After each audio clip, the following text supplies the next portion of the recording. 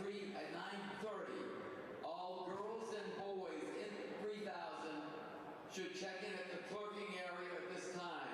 The clerking area is on the infield down to the right of the shot put.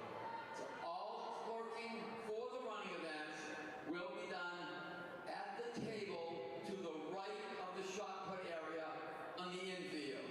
So again, all girls and boys in the 3000, please.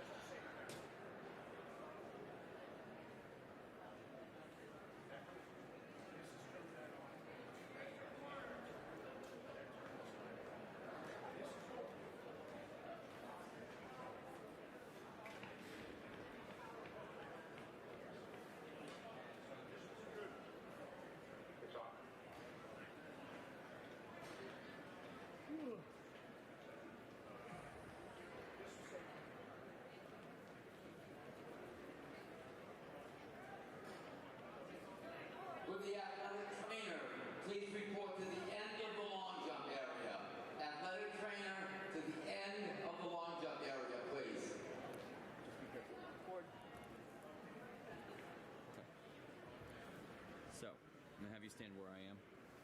Yep. So, essentially, oh, this is not what I thought it was. Oh. Okay, never mind.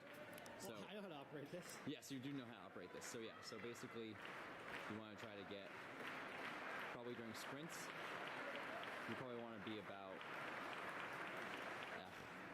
you want to try to eliminate this wall as much as you can. Sure. So basically, as soon as you like zoom out, essentially just like, you want to be down there at the finish.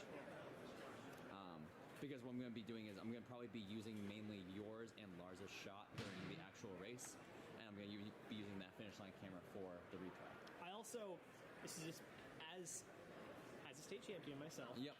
I also love capturing a state championship winning moment, like following them as they celebrate. Nope, right that's over here. however you want to do All right, that. cool. That's So fine. I just want to make sure I was fine. Yes, that is totally fine. Because and then I can delay showing the replay for a second. Yep. Whatnot. Okay, good with that? Mm-hmm. Okay, so that will be as soon as the oh wait.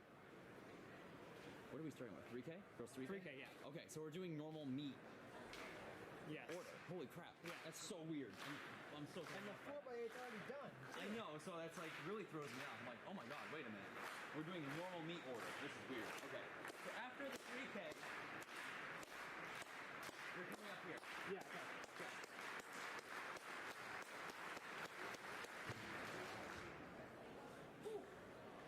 States is alive.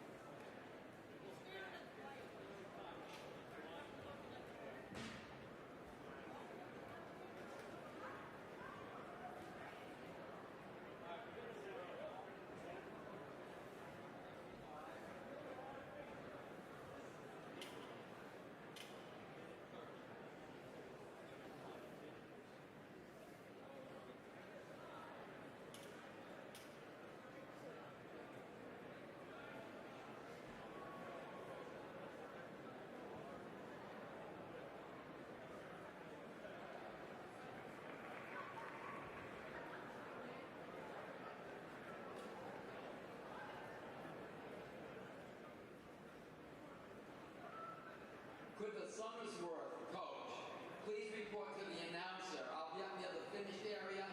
The Summersworth coach, please, to the announcer.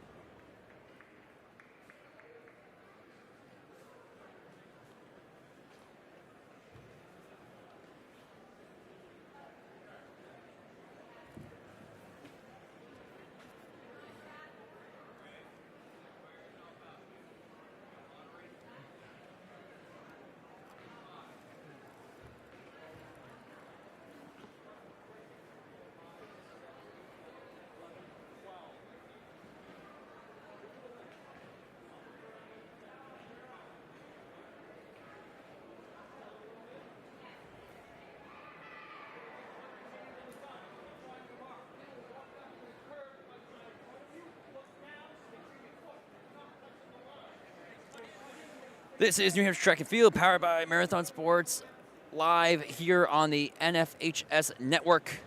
We are here at the NHIAA Division II State Championships. Continued on from UNH. We've got the girls 3K on the track. So we'll be introducing our field right now.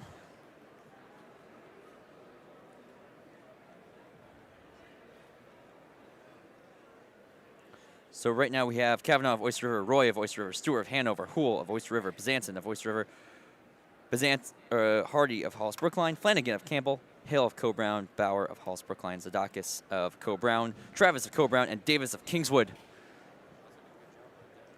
Today's Meet Hub is brought to you by Arthur Thomas Properties. I'm Ryan Moyer, and joining me today will be in combination of Tyler Shee and Jim McKenzie. We should be good. Jim should be joining me now. Yep, this could be an exciting. All right, there we go. Yep. I've already introduced our field, so we'll be ready to go for. This is kind of weird. First event of the day.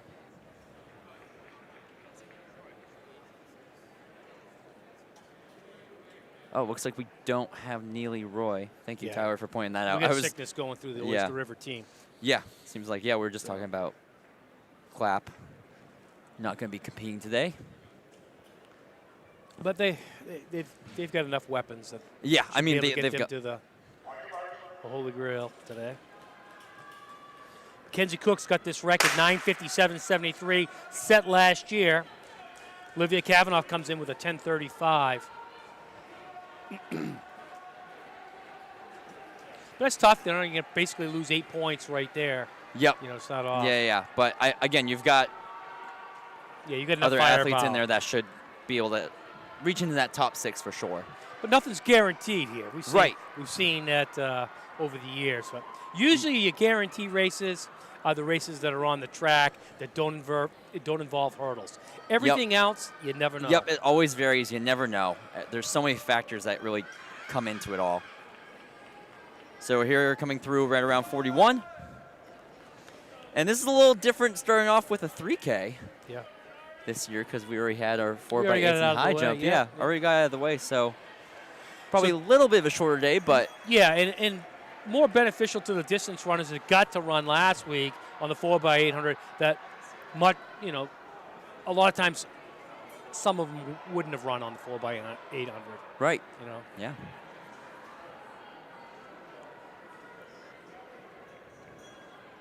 Yeah, because they got that extra week just kind of rest up and gear it into the 3K 1500. There was some fast times last week on the UNH track. State record to list one of them. Going through about 124, 13 laps to go.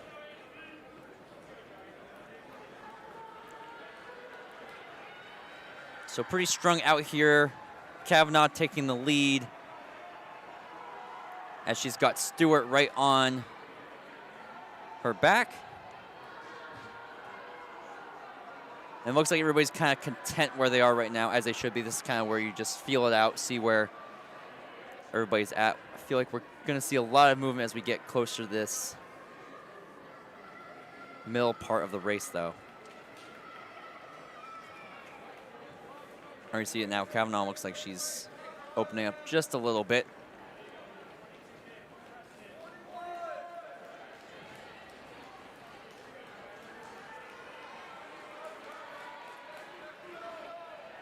Yeah, she's starting to gap a little bit. Yep.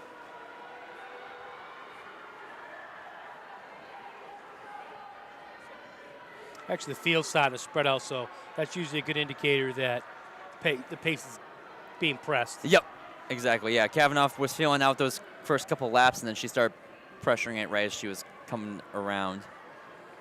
And to me, if you know you're that far seated ahead, get out, get your lead, and relax.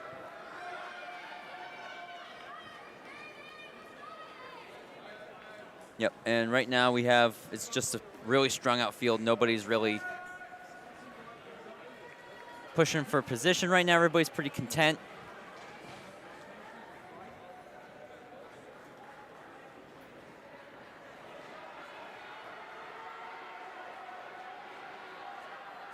If anybody would also like, we also have 2 separate streams going on for shot put and long jump right now. So if you're looking for coverage for those, you can head on over to those separate streams. Exeter coach Nate LeVay commentating for long jump.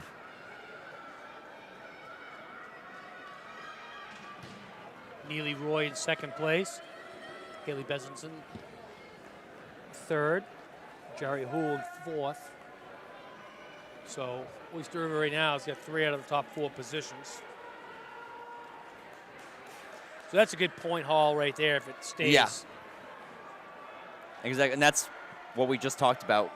Even without Roy, you have a good solid amount of points coming in from just one event. Exactly.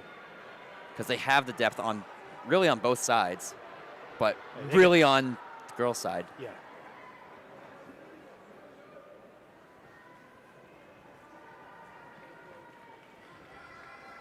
And it's like evenly spread. Yep. Looks like we got a little bit of movement 4 through 6. That's going to be Houle leading that pack.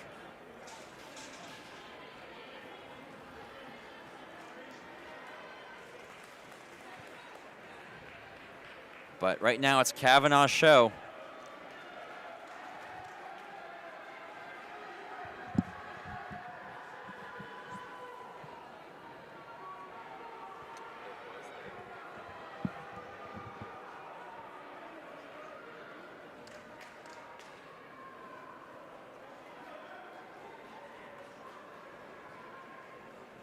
She's got a 5.5-second lead right now over second place. It's definitely a decent lead at this point, but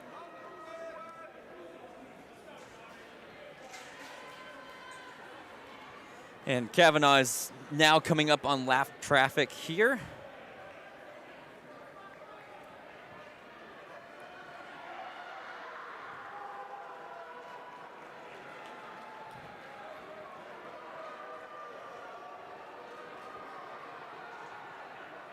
.542 at 1,600 meter mark.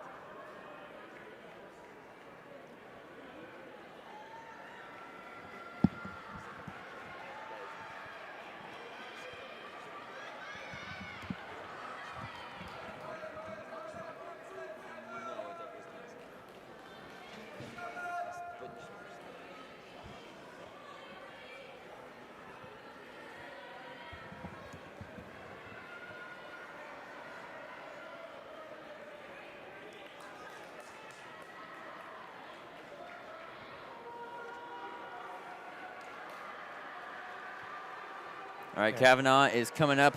6:25 on the clock, 6 laps to go. And she looks good. Yeah, I mean, she looks smooth and in control, nobody around her. Stewart now lapping traffic as well. 6 laps to go, 6:36. Yeah, so she got 11-second gap. Yeah, so she just definitely made a really decent move to close the gap. Right, Yep. I mean, to close it right down. Get any thoughts out of her mind that first is not up for grabs. at Yep, this nope, point. definitely not. She let her get out a little too far on that.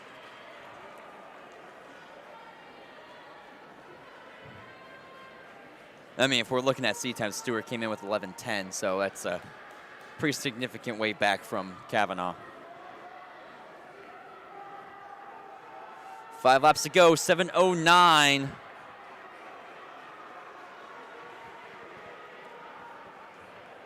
And as you said, Division II record from Mackenzie Cook, 9:57.73. Yeah, Grace Stewart though, she's a pretty efficient runner. Yeah.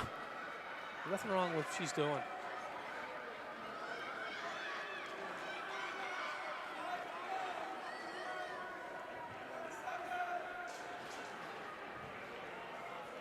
Bezinson, she's kind of flipping the tables on Houle. She's seated 5 seconds behind her, but she's basically 5 seconds up on her. Yep.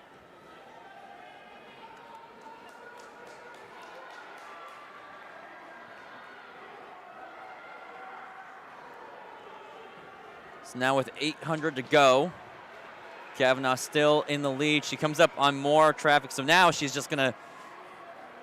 She's got people to run with. She can just pick them off as they go. It's just It's a great feeling. perfect place place to be. 800 to go with people to pick off. Your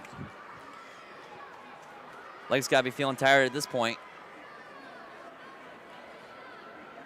You definitely gain energy when you're passing people and you're lapping them. Yep. There's no doubt about it. Oh, yeah. No, there's just something about something to look for. getting on somebody's shoulder and making a move around. Yep.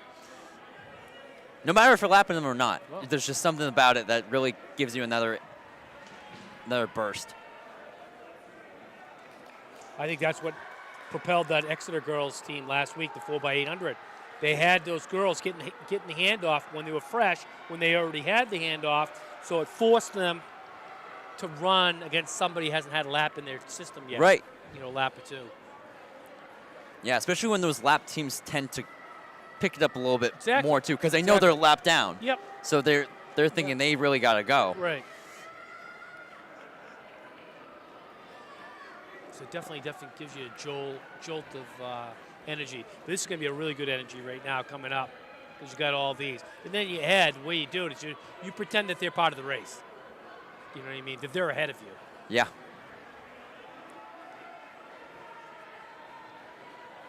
But she's also going to be thinking about the other races she's got today too.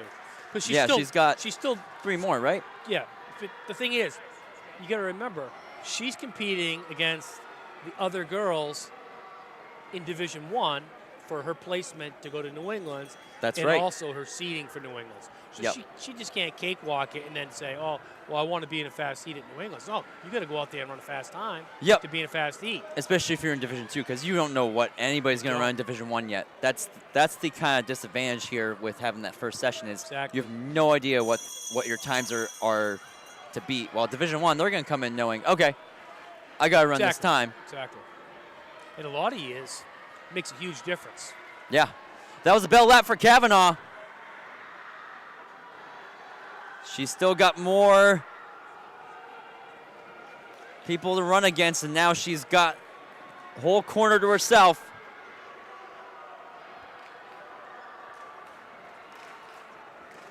Stewart just came around for her bell lap. Looks like we're looking at a pretty good time for a solo run for Kavanaugh. 10:45. Your D2 3K state champion.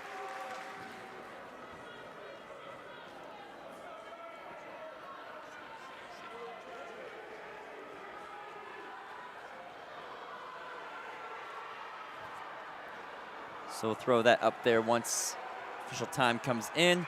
Stewart's going to come in just about where she was seated. Yep, Stewart, we won't have a running clock right now, so we'll wait to see what that is. So 10:45, 6:9 for Kavanaugh. Stewart, 11:12:27. Besenson, she finished up. Zanson, 11:18:94.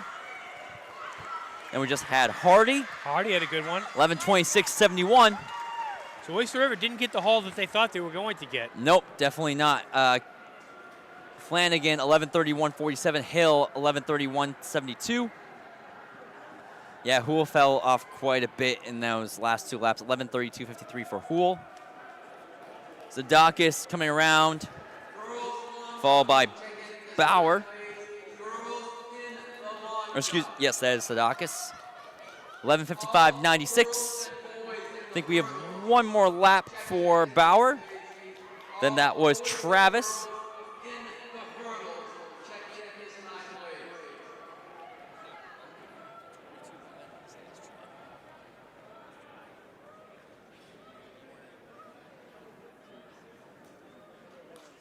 Travis came through 12:04:14 and Davis 12:05:35. On screen we'll give you all the top 8 times. And now we're going to move on to the boys. Yeah. So see how this one shakes up. This heat we got Oliver Lehman. He's the top seed, comes in with an 8:51 off Oyster River. Patrick Youngs, Cole Brown, Sam Youngs, Cole Brown. I guess Levi Clapp is not going to be here today because he's sick. Roden Cox, Cole Brown, Jacob Spencer, Sau Egan, Grady Steele, Kingswood, Garrett Sellis, Oyster River, Kyle Russell, Masco Mavali, Gus Glazier, Cole Brown, Benjamin Patrick, Newmarket, and Wyatt Worcester of Bow. Bauer just finished in 12:45:32 to close out the girls' 3K. And on the track is the boys' 3K now. Just introduced the field. And this one, I think, is going to be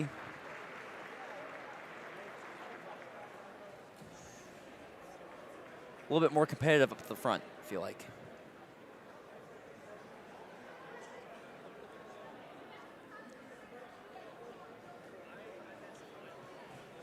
Be interested to see what Grady Steele does today. If he can get in there on those Cole Brown guys. Because Cole Brown is going to be scrapping for every point that they can. They cannot go from being a 4th seed to a 6th seed. They have to get every point. Nope, they absolutely. If they're going to try to get that team championship, that's for sure. Lehman already out to the front.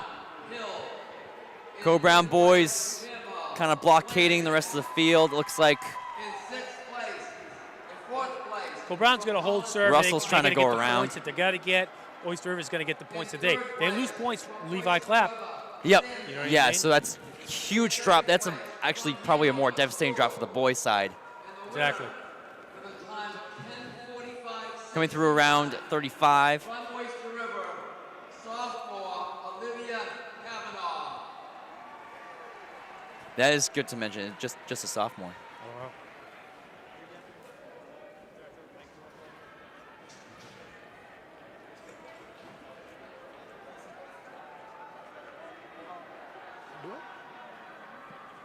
Yeah, go ahead. Looks like we got Tyler Sheed hopping on with us for the boys 3K. Yeah, so Lehman's taken to the front 2 laps in.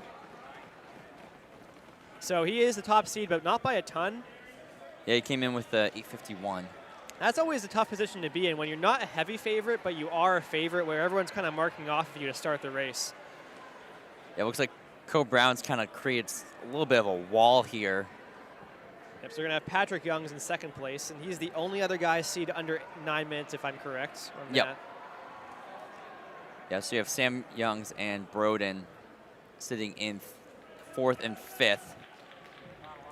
So Benjamin Patrick of Newmarket's put himself in the race early on. I don't know if that's going to work out so well for him, but if you're not going to score any points, you know, with your seed time, might as well put yourself in the fight for it. The guy who I thought would be where Patrick is Steele. I thought Steele would, because he's had a lot of races where he's run by himself, especially at UNH from what we've seen. He definitely closes very well. I would have liked to see him kind of attached to that pack early on. He's definitely further back. He's a lot further back than I'd like to see him in. Just, again, he's really great runner. He's had great solo runs. So now that he's got a great pack to run with right here, it's a full-on pack of, what, 8, basically? Tell you what, Patrick Young has let a bit of a gap go there, and Sam Young smartly recognized that and kind of just went right around him and closed that gap back down to Lehman. Broden just went around Youngs. But I envision if Lehman's going to win this race, he's not going to see 2nd place at all. He's going to be leading the entire way if he's going to win this thing. Yep. He's got to go tape to tape. So now Broden goes around. So Patrick Young's now. It's early on, of course, but he does not look great. Letting some gaps form. Hopefully he's able to figure things out. Yep, we got 10 laps to go. Only 1K in. Hey, you remember last time how well Broden Cox did at his last state championship? That's true, yeah. The way he closed at Manchester. And it looks like they are gapping the field, Youngs and Cox, both behind Lehman. So it looks like this is going to be a 3 breaking away. And if I were Pat, I would make a move around and try to. I think something's off today. Yeah, looks like Sellers making his way up. Yeah, he's fallen off. That's a bit tough. I mean, Glacier's moved up ahead of him. So it looks like we've got just our 3, and then we're going to see if so Garrett Sellers has kind of gone off by himself to see if he can bridge up to this gap, this pack. Yep, he's doing exactly what Young should be doing. It's to start bridging that gap between the chase and lead pack. So our pack of 3 could turn to 4.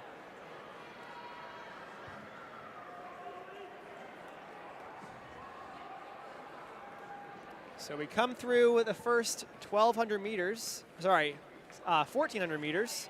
So we're approaching halfway once we come around again. So, you know, it's a long race, but it goes by fairly quickly. And if a move happens and you can't bridge that gap, then, you know, it's going to get away from you.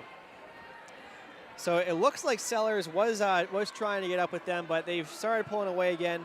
I mean, Lehman, of course, being our top seed at 8:51, he's got the speed to hold a fast pace. Looks like we're right above 9-minute pace to open up this event.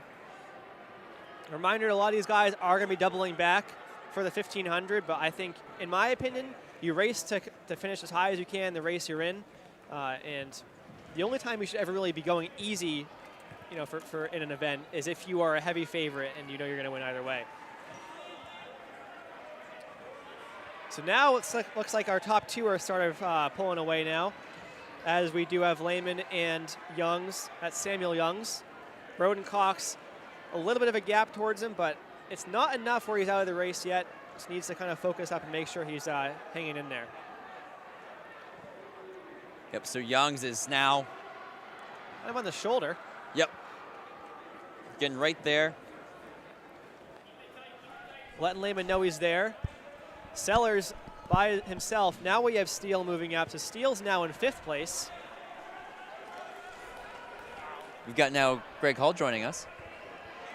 Co-Brown expert. No. Okay, maybe not. Just looking at the two different battles we have going on. So since that last lap where Cox started falling off a little bit, the gap has still grown, but he's not out of it yet. Youngs is really getting in the shoulder now. I think if you're going out into lane 2, you might as well make the move. Otherwise, just tuck in and go for the ride. That's 2K down, so we are over 9-minute pace. So both Youngs and Lehman have been in this territory before. Cox comes in with a seed time of 9:27. So he's definitely looking to put up a PR today. So Sam Youngs looks pretty good. He's definitely in the best spot in the race. But since they're going out a little bit slower than their seeds, you expect it to be a bit of a fast finish. We'll see who that ends up favoring. Let's say Lehman's not a bad finisher, but he's not especially known for his kick. And Youngs is going to make the move with 800 to go. Great move. So you got to hang on now if you're Lehman. If Lehman holds on, he's now going to be in the best spot. But Youngs is starting to maybe put in a gap on. Yeah, Could we see a freshman being a state champion here? So Sellers all on his own. Glacier is leading Russell, and Steele has moved up quite a bit, working his way up to Russell and Glacier. This is the move to win the race, though. Youngs looks really good. He's made a gap. He made the move maybe at the right time. If you are a guy who can go from further out, 800 is a great spot. Look at Sam Youngs. Here we go, 3. We haven't seen a lot from Sam up in the lead so far, so this is a first to see. Let's see how we can close. Again, we got 3 laps to go. Lehman probably 10 meters behind. Cox another 20 behind Lehman. I would say Lehman's closing down a little bit now. It's got to be less than 5 meters. So Lehman's still right there. So Youngs made a move. It was a good move. It was the right move. We'll see if it was enough, though. There's such a thing as making the exact right move at the right time, but you don't quite have the wheels to get there. So he's giving himself a shot. 2 laps to go. It's going to be a great finish.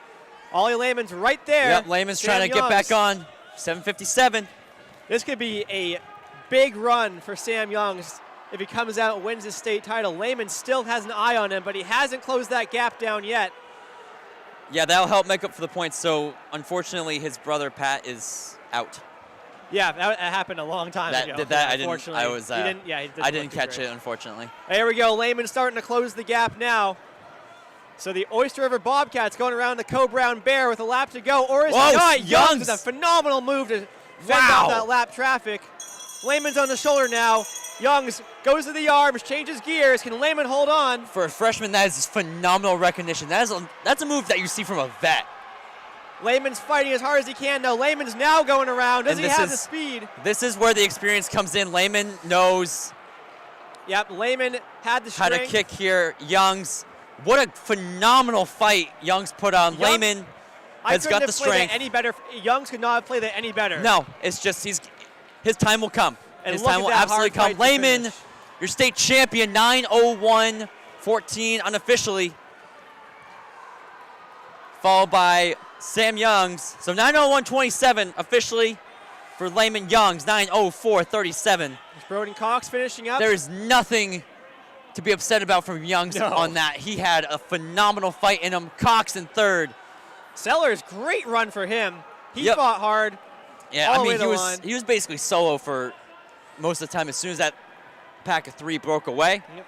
Cox 9:17:41, Sellers 9:28:62. Glazer, a good run. Russell, a good run. All these guys who, were not projected to score end up with a few guys, either being hurt or sick. It helps guys who wouldn't have scored either way before move up into those scoring positions. Glazer 9:36:06, Russell 9:38:12, Steele 9:44:26, Spencer 9:49:16. Glazer finishing in 5th. Sorry, I do a little coaching there. No, I don't blame you. Young's had a phenomenal Yeah, that was race there. That was a good race. I think, again, his time's going to come. I think he's the future. Yeah, he absolutely is, especially fighting off Lehman all the way up until that back straightaway. Yeah, you just got That just showed you, the experience just showed right there. You have The to. experience in training, Yeah, you like have to- Lehman has it. Lehman's Young's the in man. his first year. That was a good one. Yeah, that was really good. And Glazer finishing 5th is a huge That's very boost, important. especially when Pat unfortunately wasn't Yep. able to So I don't finish know up. what happened with Pat. He was grabbing his He flag. he Something's crashed wrong. out really quick. I mean, after lap 5, he looked like he was already in the final third of the race. So hopefully he's doing okay, and we're Yeah, that was gonna too bad. do a little change up here, moving on to the straightaway, and only the straightaway here for the hurdles. I believe we're gonna be starting off with the boys first.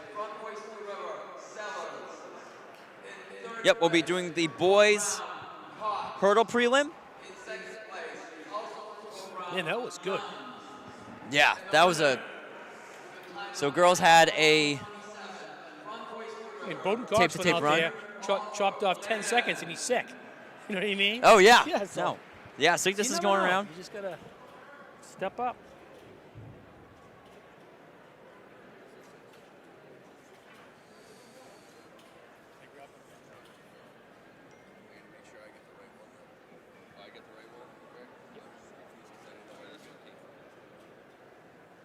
All right, so we got first heat of the boys hurdle prelim. So you win your heat, you're automatically into the finals. And then the next 6 best times. So we got Betancourt of Pelham, George Betancourt, Logan Nicole of Kingswood, Owen Bazinski of Sowegan, Brogan Grzbowski of Cole Brown, Dylan Hawkins, Pembroke, Zachary Meal of Miley of Oyster River, Andrew Clough Bow, Trenton Jeske of Merrimack Valley.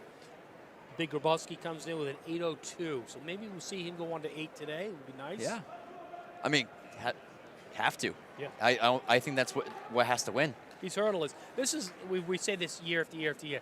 This is one of those races where you get so amped up, you come up on the hurdle too quick. Yep. And it can be a disaster. We You gotta saw it keep last year. together. Yep. Yeah. With Happens all the time. Yep. Who did it happen always. with last I think it was Morrison. Morrison. Was the Oh favorite. yeah, right, And, right, exactly. and I know he had a Taking brace on too, but either way, like he hit too many hurdles and he lost it Exactly. completely in the final. It's not like the outdoor where you got spread time. There's no spread. No, it's such a short no distance. gas. It's 55 meters. There's not a lot of time between hurdles. Exactly. Yeah. You got to get it right. Yep. And you can't let the guy next to you affect you. What's going on in your lane? No, absolutely not. If they fall over, you Yeah. can't be fazed by it. So many factors that go into hurdles. So here we go. Again, you win your heat, you automatically go to the finals. Next best 6 times after that make it to the finals.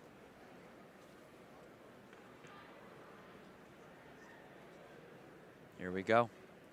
They're setting their blocks.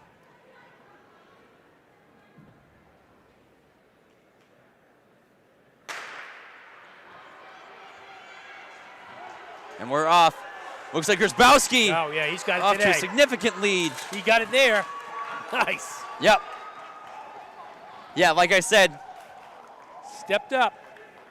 That's what it's about. You can't fake adrenaline. no, definitely not.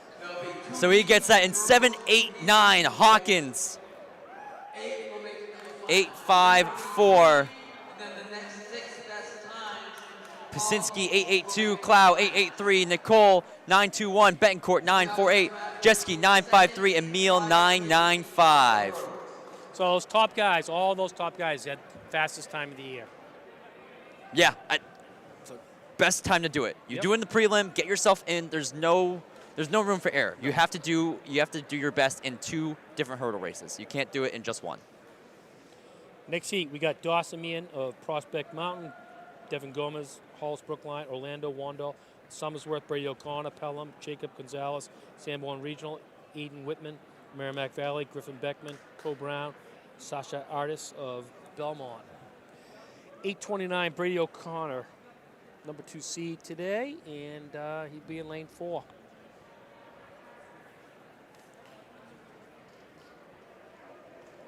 To see if we have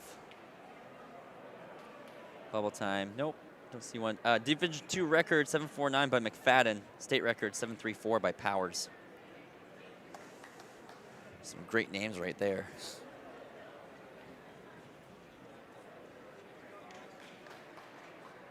They're in blocks. They're set. They're off. Second heat.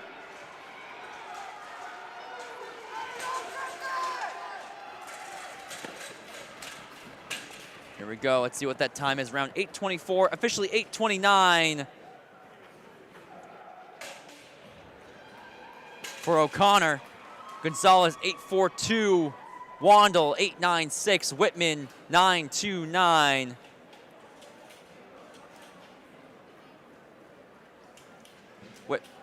Beckman 9:38, Meehan 9:42, Artis 9:67, and Gomez 10:25, or Gomes.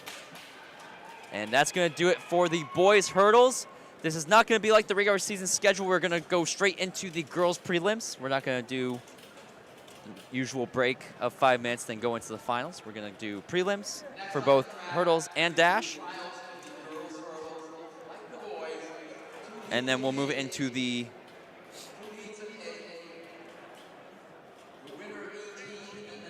actually, I don't know when the finals are, actually. Finals are after 1K, I'd imagine. Don't have it listed here.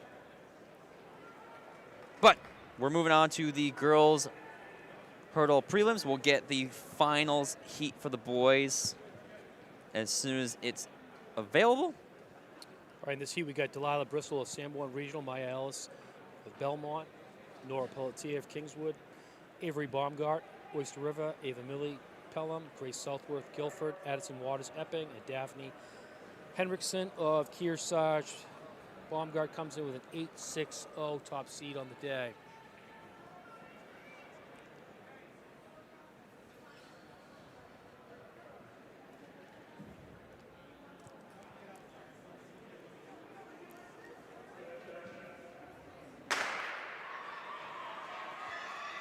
Here we go. It's like, oh, wow. It's neck and neck. It is neck and neck. Let's have to see what it looks like. Wow, Baumgart that is. pulls it out, but that's it's gonna close. That's gonna be close. It does look like Baumgart got it. Pelletier was right there. Oh, Pelletier Pelletier gets it 8.64. That was phenomenal. 100th. Like you said, if you're going to compete in state championships, you have to compete in both.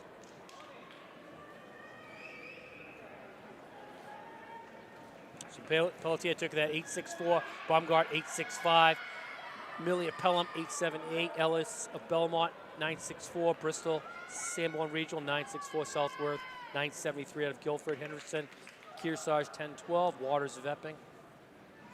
Next heat we got Cora Tahantis of Belmont. Emily Aguiar of Guilford. Elizabeth Carty, Oyster River. Grace Dow, Hollis Brookline. Bristol Sherlin of Co Brown. Lily Markey of Sanborn Regional. Jennifer Willette, Campbell, and Alexis Brown of Pembroke. Grace Dow comes in with an 8.64, which was our winning time last heat. Wow. I feel like it's toss-up between Dow and Sherlin, but Sherlin and Dow, both neck and neck. We have another one of these again, but it looks like Sherlin.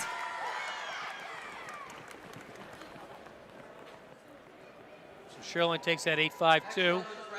Dow, Halls, Brookline 871, Cardi, Oyster River 902, Marquee of Sanborn Regional 969, Brown, Pembroke 8987, Aguiar, Guilford 991, Willette, Campbell 999, Tecanis of Belmont 1010. So remember the top 6 fastest and the top 2 in each heat will go in. Boys hurdles finals. Wandell from Summersworth. Krasinski I should say the from top Souhegan. Gonzalez from top 1 in each Sanborn. event and the next top 6 times. Yep. Brown, O'Connor from Pelham. Hawkins from Pembroke. Clove from Bow. And Nickel from Kingswood. Those are the finalists for the boys hurdles. They did announce boys hurdles over this loudspeaker. Don't have them in front of us yet. Yeah, it's not on the dashboard here either. Right? Yep, we don't see it yet. So in this 55 preliminary, we got Brock Smith, Belmont, Graham Scully of Kingswood, John Castle of Souhegan, Gavin Buxton, Bow, Ross Stevens, Conval, Joshua Pintongill, Milford, Tegan Joyner, Lebanon, Brandon Lervey of Pembroke. 6'5", Gavin Buxton. He's the pretty much the overwhelming favorite coming in here in this one.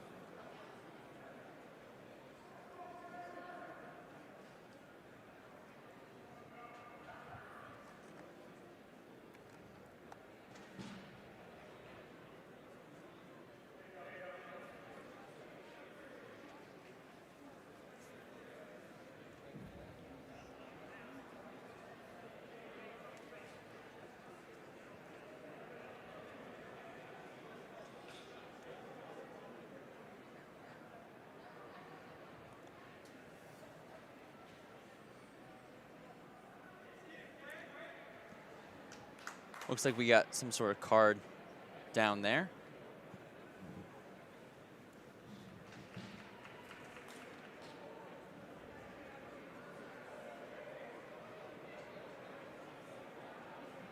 Looked like it was yellow? Warning of some kind? I wonder what happened there. I have no idea.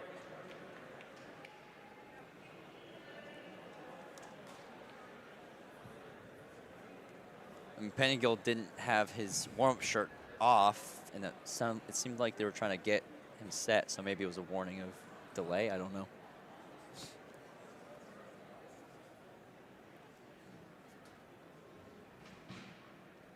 I don't know if they do that, but I don't know. Don't mess around in the state. oh, we had a jump. We had a jump. That was Scully. I have the finalists for the girls' hurdles. Ellis from Belmont, Miley from Pelham, Baumgart from Oyster River. Gonna confirm Sterling between from Brown, judges, Alexander and we will Kingswood, get red card. Down, Collins Brookline, Scully will be Cardi, disqualified Oyster from the River, prelims. Sanborn. Those athletes report That's directly always tough to see. You never want to see it, Especially in the state meet. especially the state meet. But yeah, Scully of Kingswood.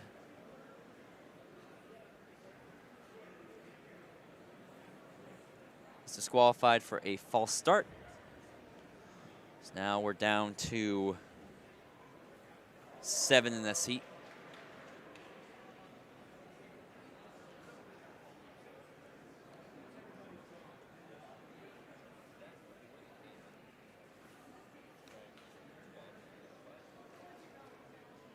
All right, so we'll have a take 2 here. Reset. Gotta be no worse failing. Yeah, I can't imagine. All right, we're off. Clean start this time. Gonna be coming across pretty quick. Yeah, Buxton all the And way Buxton takes that one pretty easy. there. 6:53. Going really around. 6:53 for Buxton. Stevens 6'6'9". Penningill 6'7'1". Katzel 6'8'0". Joyner 6'8'8". Smith 6'9'7". And Lervey 6'9'9". Moving on to heat number 2. We got Owen Chapman of Stevens, Gabriel Tornello of Campbell, Andrew Dismaris of Halls Brookline, Brody Smith, Souhegan, Osinachi Nawabuzi of Pelham, Griffin Schultz, Conval, Braden Sanchez, St. Thomas Aquinas, Christopher Bodie, Merrimack Valley.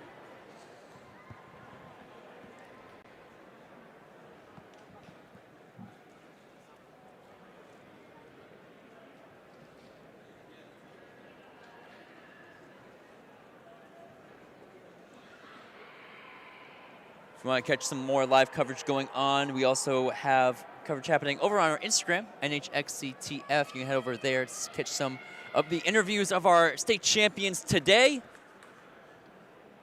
So head on over to NHXCTF over on Instagram for those interviews of each of our state champions. So far, we've only had 2 today.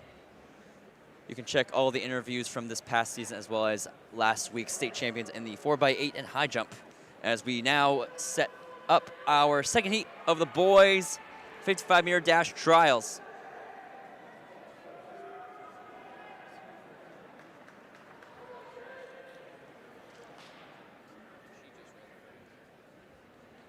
So it's Division II record, 6:49. So that's definitely within reach. Yeah, and it was just tied last year by Wilson. Here we go. This one's clean. We're coming through. That looks to be Smith, high jump state champion. Looking to see if he can claim his next one. So he comes through in 6.61, Schultz 6.76, Ternulo 6.81, Damaris 6.87, Chapman 6.89. Sanchez 6.90.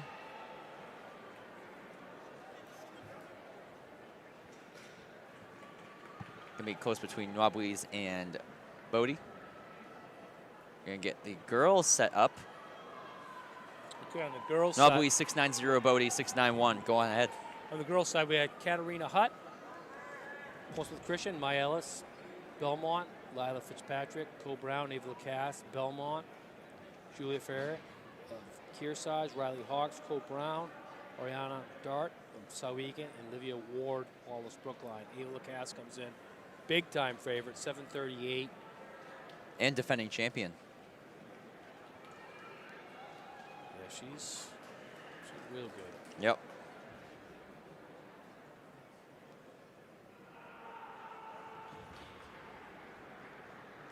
Heard that overall all the way at shot put. 7:21 is the record. Anna Giaffredi, she was stud.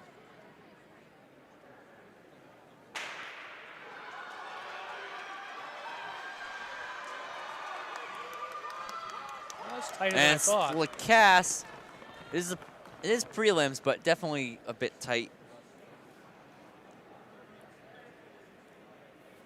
So that's Lacasse 7.43, Faria 7.55, Hawks 7.74, Ellis 7.77, Lucky Sevens, Dart 7.88, Hutt 7.90, and Ward 7.96. Moving on to heat number 2.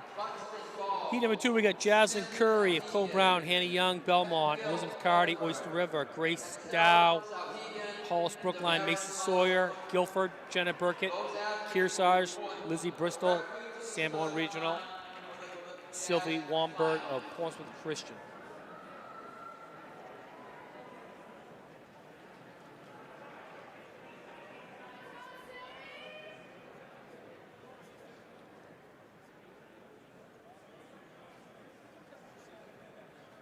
All right. That was a pretty tight race, though, right there.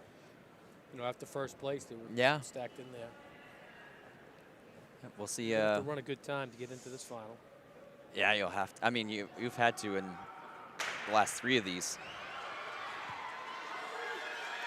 Here we go. And that looks to be Sawyer going to take that heat. So it's going to be Lacasse and Sawyer. They've gone head-to-head multiple times this season. And looks like we're going to see it again. So this one, it looks to be 7.43 for Sawyer. So they just ran the same exact time. Yep. So Dow 7.60, Cardi 7.69, Burkett 7.76, Young 7.84, Wamberg 7.84, Curry 7.98, Bristol did not start. Next up, the track will be the girls and boys hurdle finals. We're going to go straight to the final now. Point directly to the line. Have a moment. Girls and boys in the hurdle finals report to the line. So we'll be able to get a look at ourselves at the finals heats. For each, we're going to be doing girls followed by boys now for the finals, and we'll be doing that order from here on out for every event. The rest of the events are as follows. We'll have the finals for hurdles and dash. Then we'll have the 1K, 600, 300, 1500, 4x4, and 4x2.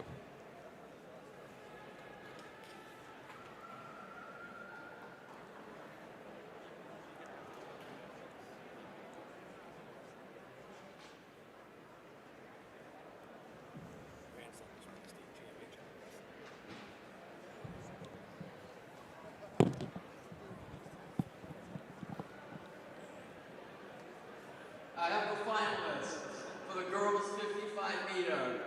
Fitzpatrick from Coe Brown, Cardi Point River, Maria Kearsarge, Sawyer Guilford, Lacasse Brown, Dowdell Brown, Fox Brown, and Cat Kearsarge. Those entries were directly to the sideline for the final. So we just had our girls 55 dash finalists announced, and here on our list we've got Alice of Belmont, Millie of Pelham, Baumgart of Oyster River, Sherland of Coe Brown, Pelletier of Kingswood, Dow of Hollis Brookline, Cardi of Oyster River, and Bristol of Sanborn. Either way you put it, Oyster River is going to get some pretty good points here. Yeah, I would say so, huh? Yep.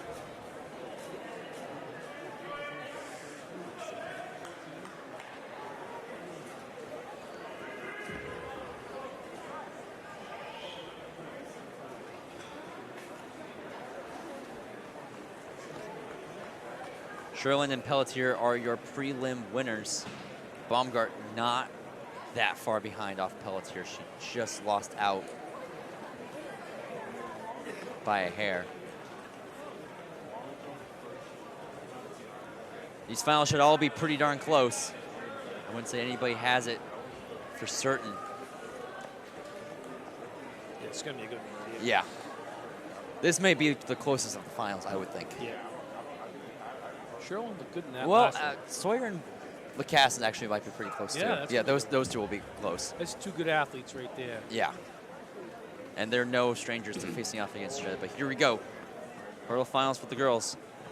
No matter the division either. No, yeah. Top their game. Here we go. New state champion will be crowned. It's going to come. Here we go. It's Sherland. Sherland pulled that one out. Wow. She was behind. Yeah, she was. What a way to move back. She looked like she was out of it back there.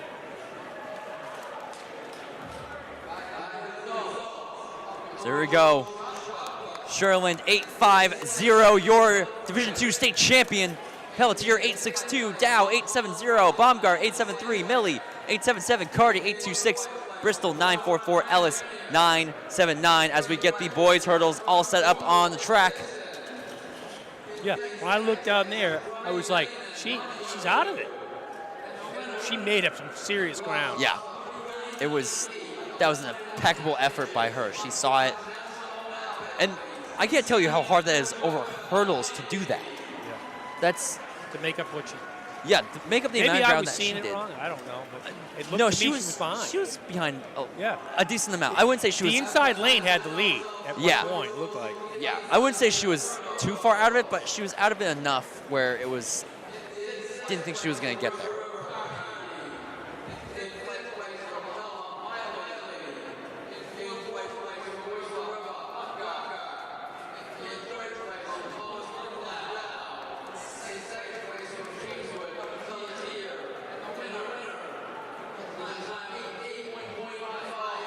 So here we go, boys hurdles.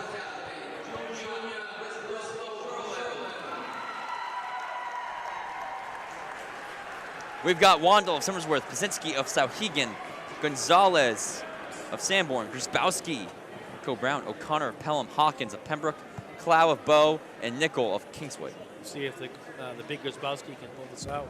Double winner. You know what See I if mean? he, yeah? Yeah. He's going to have his hands full, but I think he can do it. Yeah, I think if he's going to win, he's going to win big here, I feel like. They look really good. Yeah, no, I think if he's going to win, he should be winning big. I don't know if a lot of these other guys can. Well, he just ran 7.89. So. Exactly, and that was a prelim. Yeah. You got to know he's going to have Just a can't lot get more too, left in the tank. Too jazzed up either. Yeah. But you're right, can't be too pumped up. No. Especially in the hurdles. But here we go. Set in blocks.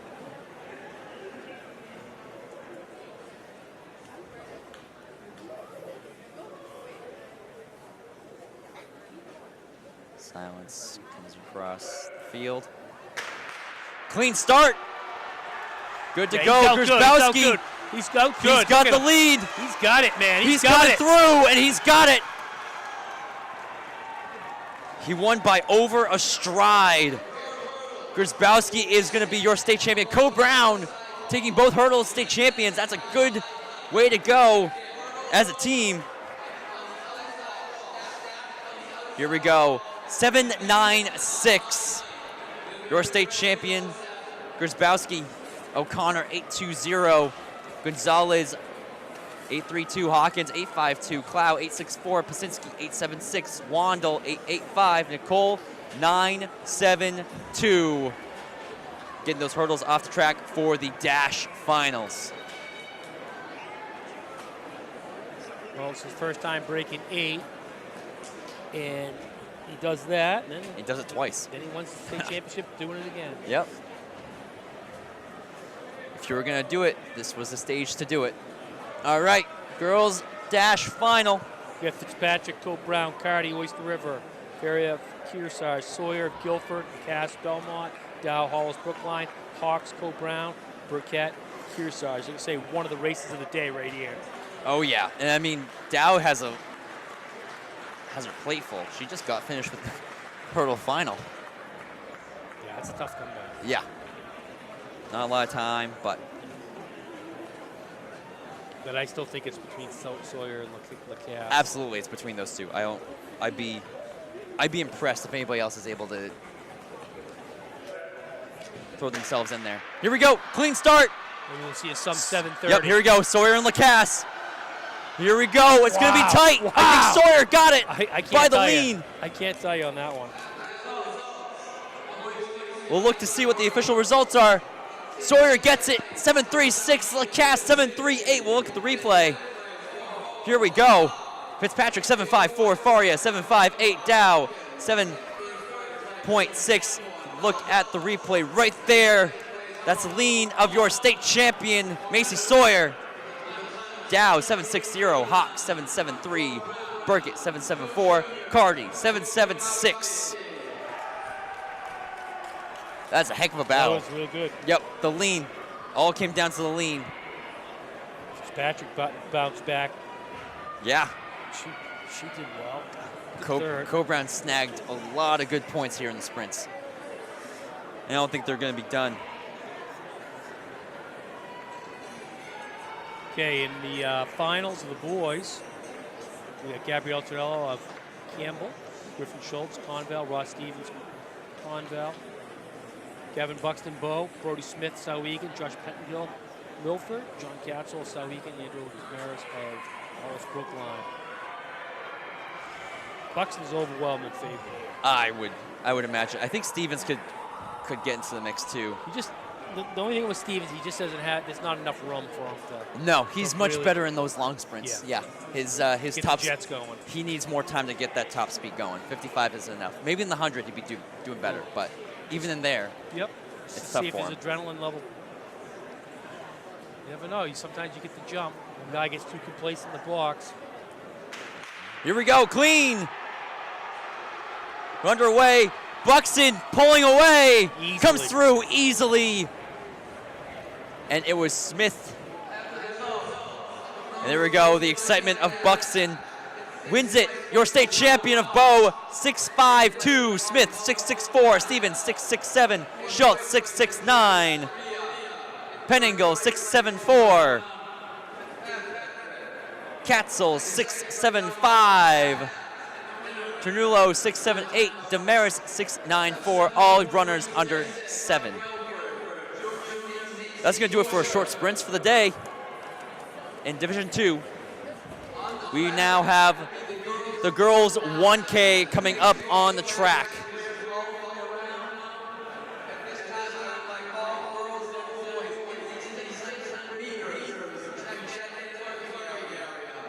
We're going to have one heat. And it looks like the heat thinned out down to 8.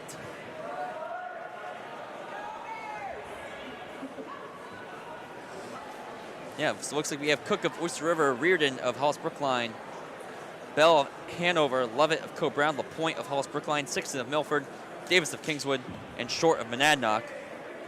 Oh, I forgot there's a barrel. We have the other 4 up there. Smith of John Stark, Seats of Oyster River, Chopard of Oyster River, and Bordenero of Pelham.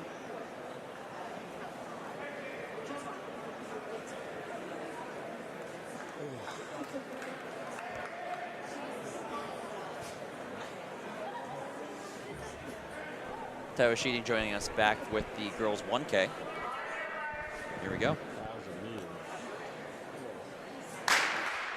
Girls 1K's off. So I would expect our top 2 to kind of pull away. Yeah, I would imagine. I would think Bell and Lovett hopefully can get into the mix too up front. So I get the cut in. Oh, not cutting in yet. Nope, one. I think it's a 2-turn stagger. All right. Well, I would guess it wouldn't be stagger, but break line is after 2 turns. I was gonna say they're a bit further ahead than I expect. All right, here we go. So it's like 6 in, followed by Cook. Now Cook going to the front. Yep. Lovett's going with her. Yep, perfect spot for Lovett to be if she wants to try to get in this for top 5. So look for around 37 seconds in a lap or so. Lovett's kick has gotten a lot stronger this past season, so I'd expect her to try to sit and kick here on either Cook or Reardon. I like Reardon's spot right now. She's right in the rail. Yep. You don't have to do anything until the last few laps. We're going to come through 2 laps here. 400 meters. Trying to look for Bell to make a move up too. She's right behind Sixon. They're right on 3:07 pace. Right where number 1 seeded Cook came in. So Cook's going to try to win it gun to tape. I like seeing Lovett put herself in the race here. Now Cook's trying to extend it. Reardon's got to respond to that move.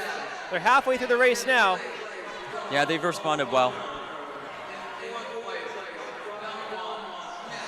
But it looks like Cook just hit another gear on that turn. Yeah, she started pulling away, and so now here comes Reardon going around. So she's gone around Lovett now, trying to chase down Cook. And Maddie Cook has the lead, 153. So once again, right on her PR pace. We'll see if Reardon tries to bring that gap down. It's starting to grow a little bit, I'd say. Cook now on the back stretch. Lap and a half to a state title for someone. It's down to 2 now. Reardon's trying to get herself back into this. Cook is our top seed. I think she's probably within 5 meters now. It's closing. All right, here's the bell. We'll see who has the gear. 2:32 on the clock. Cook looks stronger to me, and I think she's definitely extending it a bit. We'll see what happens. The gap would be closing right now if Reardon had something. She's got to go now or never. But Cook looks strong. The gap's grown from the last lap. Now in the final corner. Yep, Cook will be your D2 state champion. Onto the stretch. In the 1K. Gun to tape. Here she goes. That'll do it right around 3:07, 3:08, right around her seat time.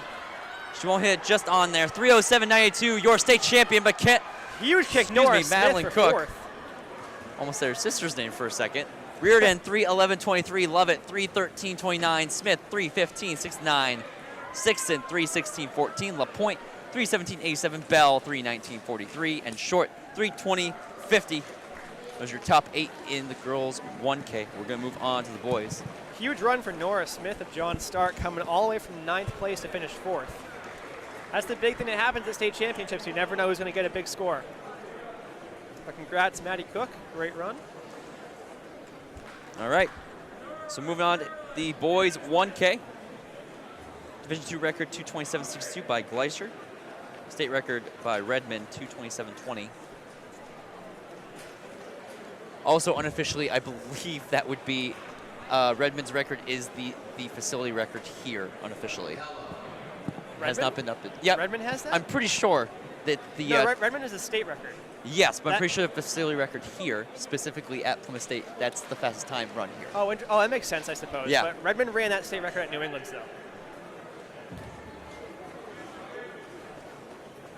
Either way, there was a 2:27 run here at some point, whether that was it or not. 2:27 was a facility record here. All right, so we've got Jocelyn of Madnock, Shartner of St. Thomas, Scorpion of Milford, Sutherland of Plymouth, Howie of Hollis Brookline, Steele of Kingswood, coming back from that 3K, Collins of Hanover, Dinnan of Voice River, Palmer of Newport, Brunis of Monadnock, Abbott of Winnisquam, and McCain of Pembroke. Aggressive start for Jocelyn. He ain't messing around. I mean, he knows Do he we has expect the nothing wheels less to do from it. Jocelyn? He's going to go out, try to get this done. So I'd like to see Shartner kind of put himself in this and get right up on him. Shouldn't be afraid. A guy like Peyton Jocelyn, it's easy to be scared of him, but if you put yourself right in the race, you're going to have the advantage. Yep. And these guys are in it. Shartner and Scorpion are not runners to mess around with either. They're tough. No, Scorpion's having a great season. Yeah.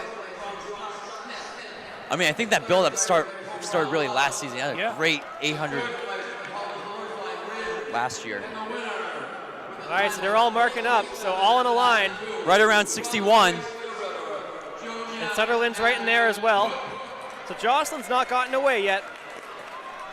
No, but he's got a really good kick. But man, I'll tell you what, I wouldn't keep Scorpion in there with him. No, I wouldn't keep Shartner in there either. Neither one of them, you should let them Especially be if near they you. know when to pull the trigger. They're seeing you. Yeah, you don't really you're have not control. seeing them. They have the control here. Exactly. They can decide whether to Starting pull to it. turn the gears, though. It looks like Here something's comes happened. Scorpion's going Yep. to try to go with him. Yep. Can gonna Shartner come- respond? Nope, Shartner's going to sit back a little bit, I guess. Yep, Scorpion's getting up. Peyton's got to be feeling him now. So Scorpion's making his bid to win this title. He wants it. Yeah, Jocelyn felt him. You got to make it coming down this straightaway. Yeah. Here. It has to be coming off this turn. You got to slingshot It's gonna around. be hard to go on that last lap. Yep, you got to go here. Right here. Yep. I think if Scorpion was going to... No, he's tucking in, going maybe for trying it. to go now before the Tough curve. right there. It's tough right there. He's right in the shoulders. He's Yeah. not making the move yet. No, but Jocelyn still has the momentum here. I think Here's your chance Scorpion's right still here. fighting. Wow. Here's your chance. Boy, what a battle. Jocelyn's holding him off. What a battle. Wow. Going into the turn, Scorpion This is a trying to great get one. Jocelyn, holds him off still. This is a Huge great fight one. from both of them. Jocelyn still has the edge on Scorpion. I think Jocelyn's going to do it. Scorpion's Scorpion's trying to get Scorpion's there. still trying to get there. Gave it all he Wow. had. Took a fast time, too. Wow. 233. 233.70 for Jocelyn. I don't think Jocelyn could have run that by himself. I think as long as he had somebody with him. Pressed him out. Yeah. Scorpion 234.11. What a effort by him. Shartner 238.85. Sutherland 241.19. Brunez 244.04. Howie 244.63. Palmer 245.53. Collins 246.41. Wow. You know, I Efforts was, by I was both saying, guys. I thought that Jocelyn should have run the 3K. I'm wrong. I think it's great. He needed all that to hold him off. When the one you win. Yeah. I can't deny that. I mean, that was a good race. Oh, Yeah. awesome race. That was phenomenal. All right, we've got the girls 600 now helping up on the track. Got 2 heats. Division II record 135.73 by Rodriguez of Hanover. State record by McCabe, Bishop Girton, 132 flat. DTA record was set in 2009. State record set in 2014. This is a race where you end up seeing a lot of scorers and even past champions from this heat. Yeah. And the 600's tough because you could always see a state champion in this heat, like we did last year. Come out of the second heat. Come out of Come out of the technically the slowest heat, really, because there was 3 heats last year for the 600, and Plumlee came in from the first heat. This is Swan Boston. Right. She's been having a good season. Yeah. Breakthrough This season. is maybe the most guaranteed win we have today, which I hate to say, but I yeah, wouldn't guarantee anything. Yeah. no, nothing's guaranteed, Especially in the but 600. that's why I say the most guaranteed. She should win this yeah. if she runs the way she's capable. Yeah, so here we got Pfister of Bow, Adair of Conval, Ryan of St. Thomas, Trested of Co-Brown, Harris of St. Thomas, and Morris of Prospect Mountain.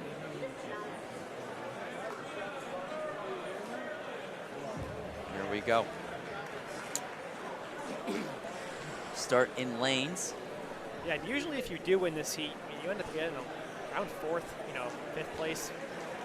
That Top has three. been always a consistent, is if you win your heat in the second heat, you have a pretty guaranteed spot in the top 6, usually. I have not seen a year where that hasn't happened.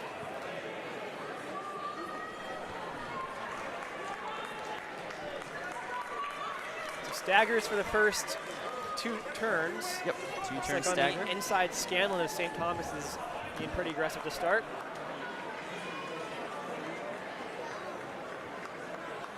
We'll see who gets to the brake line first. Sorry, that was not, that was, yeah.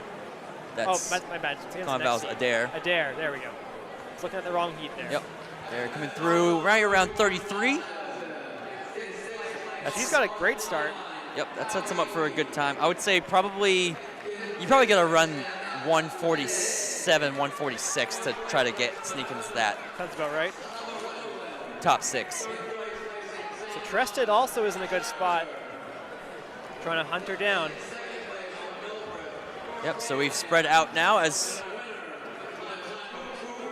you usually see. We're coming up on Bell Lap, Adair, followed by Trested. Morris is also in that fight. 68. That's a pretty good first 2 laps. Yeah, they got to close really hard here. You close in a 38 or so, you're putting yourself in that fight. Yep, so Trested's now coming up on the shoulder of Adair. Looking to see her go around. She does. Trested looks great. Yep. Really hard close here. Trested and Adair, 1 and 2 in this heat. So let's look at the clock. Let's see what time to beat Oh, is. this is going to be a really good time. Wow, 144. That is absolutely going to sneak in to the conversation of top 6. 144.13 is going to be the time to beat for that second heat. 145. 37 for Adair. Morris, 147.49. Ryan, 147.80. Pfister, 147.92. And Harris, 148.15. Moving on to our second heat. We've got Scanlon of St. Thomas, O'Shea of Messinic, Swanban, the favorite to win of Sauhegan, Coates, Milford, Quintanilla of St. Thomas, and O'Meara of Bow. Here we go. See if we'll see our state champion here, Swanban. O'Shea and Coach are starting aggressive. Yep. Actually, O'Shea's getting a better start than Swanban is. I don't know. I think it's pretty close between the two. Swanban breaks the stagger. O'Shea on the shoulder of Swanban. O'Shea's got the American flag shorts on. Maybe the most American day of the year. There we go. Super Bowl Sunday. Swanban in front, but she's not alone. Nope. I mean, there was no way she wasn't going to have any company in this, but. So we'll see if they're able to hang on. This lap's the important one. If you can hang on here, you got a shot. And the giving move, her run for her money, though. and if you're O'Shea, you want to make a move 10 meters before 200 to go. That is a perfect spot to make a move. Nobody expects it. Yeah, she's right there still. Yep. So good, right too. here, we wanted to get the move 104. right there. Bell lap. Coach looks great Swanban as well. still in the driver's seat. O'Shea O'Shea's going to going try out to to go the for side. She's making the move. Swanban needs to respond. it. She is responding. Yep. She's got a good Edged her skate. out, There's keeping juice in her her away. legs. Yep. There we go. Swanban had the driver's seat, keeps O'Shea off. Okay. All right. All right, on the stretch. Oh, O'Shea's coming Here we back. go. Swanbon's trying to hold on to Nope, the line. Swanbon gets What a it fight just from by a O'Shea. stride. O'Shea, a lot 6-second PR. It's a lot closer than we thought it would be. Swanbon 70.54, your state champions What a in run. Division II. And that's why you never don't put yourself in the fight. Awesome run there. I was going to say, I don't think 70 was it. Let's see. There we go. Swanbon, 138.48. That sounds more like it. O'Shea, 138.69. She came in with, what, a 139 or 138? Yeah. Oh, 138, yeah. O'Shea came in with a 144.89. O'Shea slowed up. Coates, 140.19. O'Meara, 145.08. So Trested moves up into fourth from the first heat. O'Meara, 145.08. Quintanilla, 145.50. And it was 151 for Scanlon. Here we go, boys. It was definitely.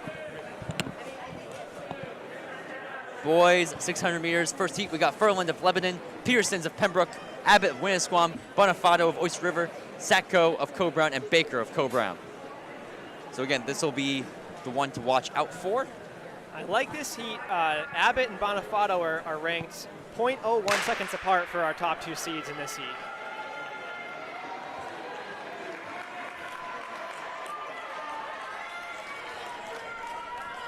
Looks like good start for Bonifato. Looks like on the inside, Peterson's got a good start as well.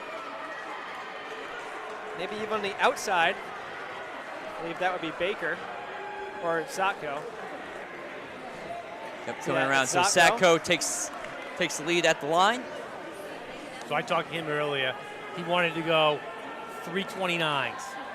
329s. Getting That's 127 to place. That's hard. Yeah. That's I would not recommend that for 127. I might go out in 28 or something like that. But That's what he's saying. we'll see Yeah, if I he would sticks to it. I would do 28, 29, and then try to close in 30, We'll 31. see what happens, yeah. All right, well, we're coming through. Pretty much 54 backing up seconds what on he the said. clock. You know what? Yep. Yeah, he's doing it right now. Yeah. Bit faster Wow. after 57 right Nope, there. that's perfect. 57. You got to close in 30. That's, Love seeing this, backing up the words. yep. So he wanted to go 29s. I think he just He did what he said he was going to do. he did. I think he was 29, 28, or vice versa. Either way, that's the gave way him I would run I it. gave him the big talk about Plumlee winning it out of the slow heat. Here we go, 123 on the Here clock. we go. Tell you what, he's got a good one going here. Yep. 126, There we 127. go. He Backed Way it up. to go. Yep. Way to go. He said it. Yep. So he went 28, 29, 30. His best was 131 coming into it. Yeah. Awesome run. 127.29 There you for go. Zatko. Peterson's 129.91. Abbott 130.41. Bonifato 131.22. Furlan 132.42. And Baker 134.32. Our I love that stuff. last heat. That's the day to show up, you know? Yeah. He did show up. He said it. He backed it up. Yeah. That's a good day. Never a time to show up, it's right now. Sanjay of Oyster River, Thurston of Kingswood, Hoche of Halls Brookline, Hughes of St. Thomas, LaRose of St. Thomas, and Arnoldi of Souhegan. Hoche being the favorite here, 125.31. Time to beat is 127.29 from Satco. He has a 4-second seed time. That 125 is from UNH too, so Pretty impressive. yeah. So that's why he's probably another heavy favorite for this event. As we just saw, Swanbon nearly got caught in that last. Yeah, I mean, you never know. You've got Yeah, I'm three not going guys- to say guaranteed again. You've got 3 guys around him that are running 129. Usually these guys could drop Race of her life right there. 2 to Yeah. 3. She almost got it. That was awesome. Amazing race. Well, maybe we'll see some in the air as well. You know, I bet you that 300s from last year kind of helped her out with that. Yeah. Here we go. 4 of them out to the front. Hoche Off to a great start. already splitting the gap. So he's trying to put it away from the gun.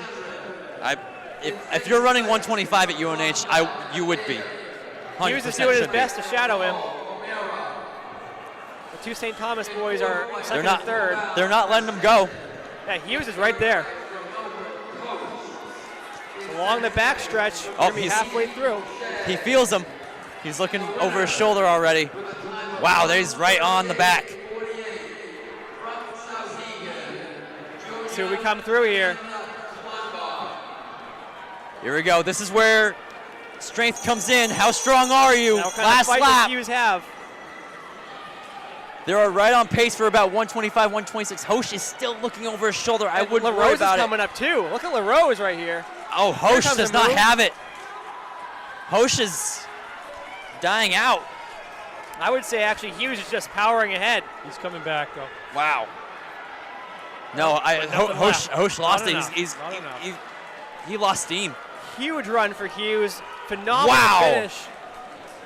125.03, 4 seconds off to be your state champion. 125.03 Hughes of St. Thomas. Hosh 126.59, LaRose 127.65. So Zach Arnoldi goes to the Third. 128.22. Yeah. What do you know? He backed it up, man. So Cope Brown goes 4th and 3rd from the first heat for the girls and boys. Arnoldi 128.22, Thurston 129.68, and Sanjay 132.59. Wow, what a heck of a run for Hughes. 4 seconds off his personal best The coming in 600 today. is the most unpredictable event in Really track is. and field. Absolutely. You never know who's going to just drop time off and if you're just going to die out that last lap. It's a hard event to run 3 laps around. Now we got 300.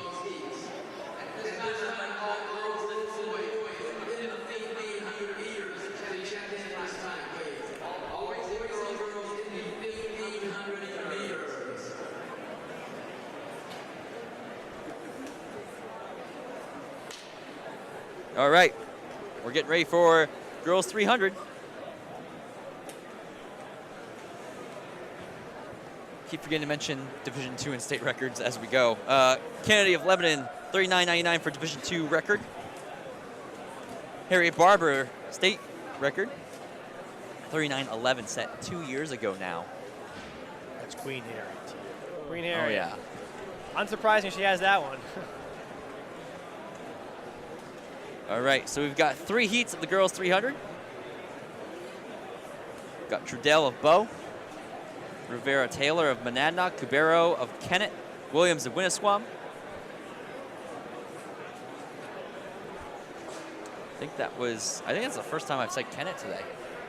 Yeah. That's honestly surprising because they were a sprint powerhouse. powerhouse with Ada Wheat for a while there.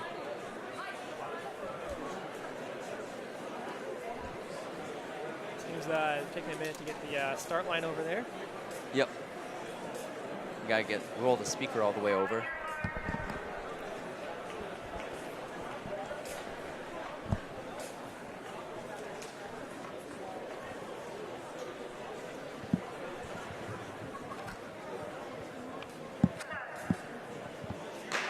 There we go. Here's our first heat. All right. Staying in lanes the entire way around. Try to see who's in the lead, but you never really know until that last stretch. Yeah, it just depends on who can break the stagger quick here. Looks like it's pretty even around this first turn.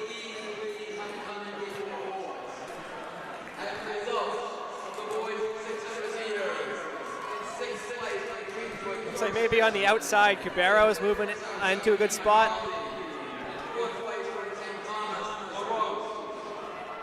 And here we come into the stretch. It's all going to even out here.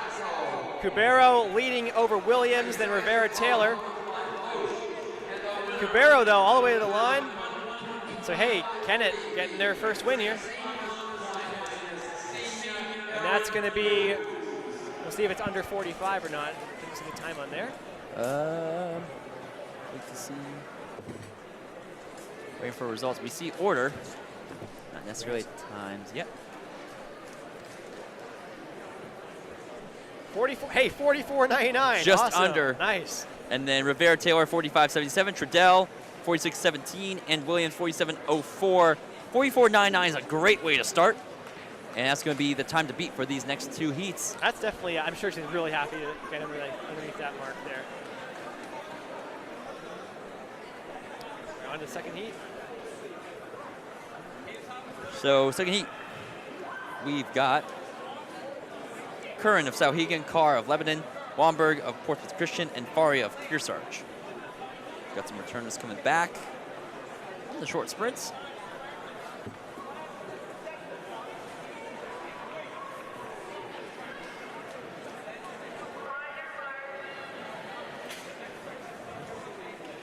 Here we go. Starting commands given.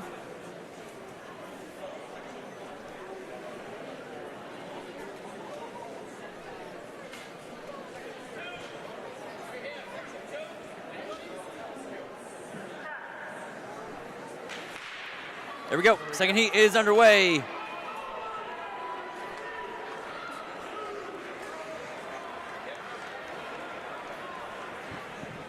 So pretty even still through the first turn.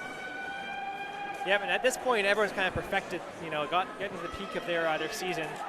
So you expect it with their seed times being so close, they end up being that way. On the inside, looks like Carr maybe is moving up pretty well.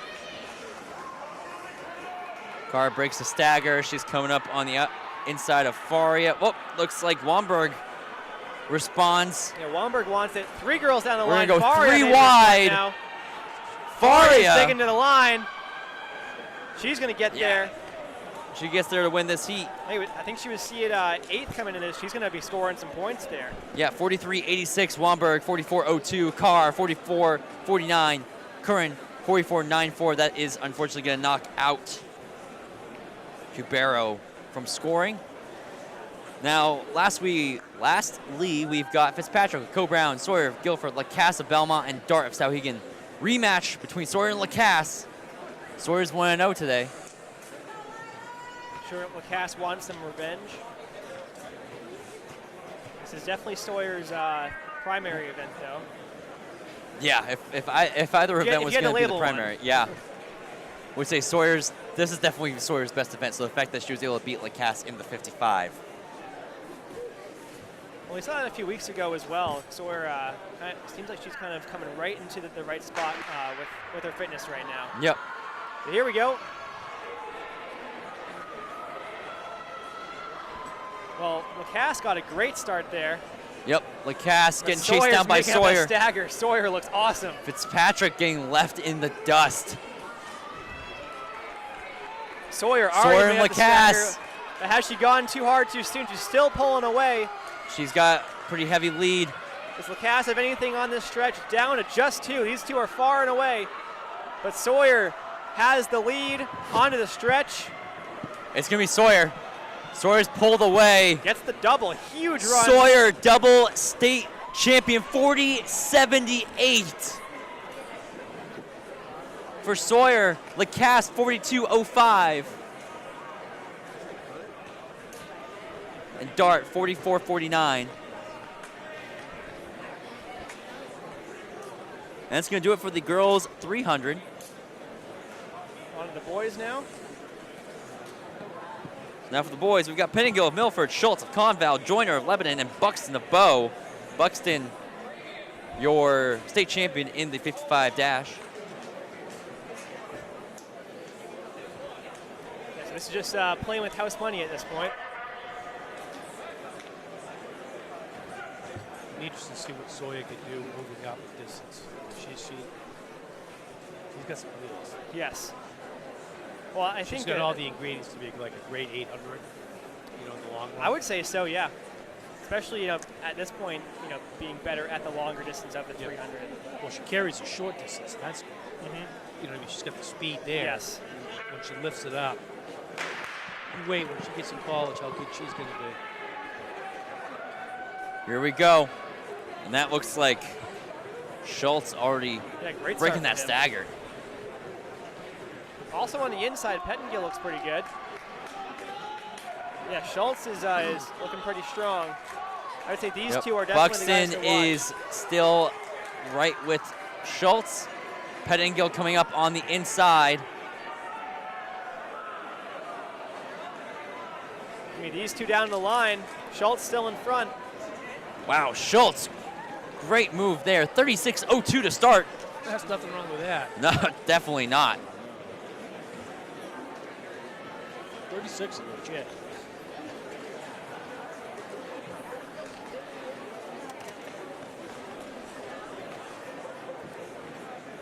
So that's Schultz, 36.01. Pettingill, 36.16.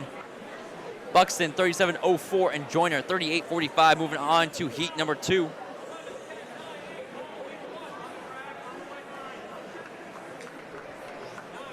We got Doran of Cole Brown, Heish of Halls Brookline, Richards, Interlakes, Katzel of Sauhegan.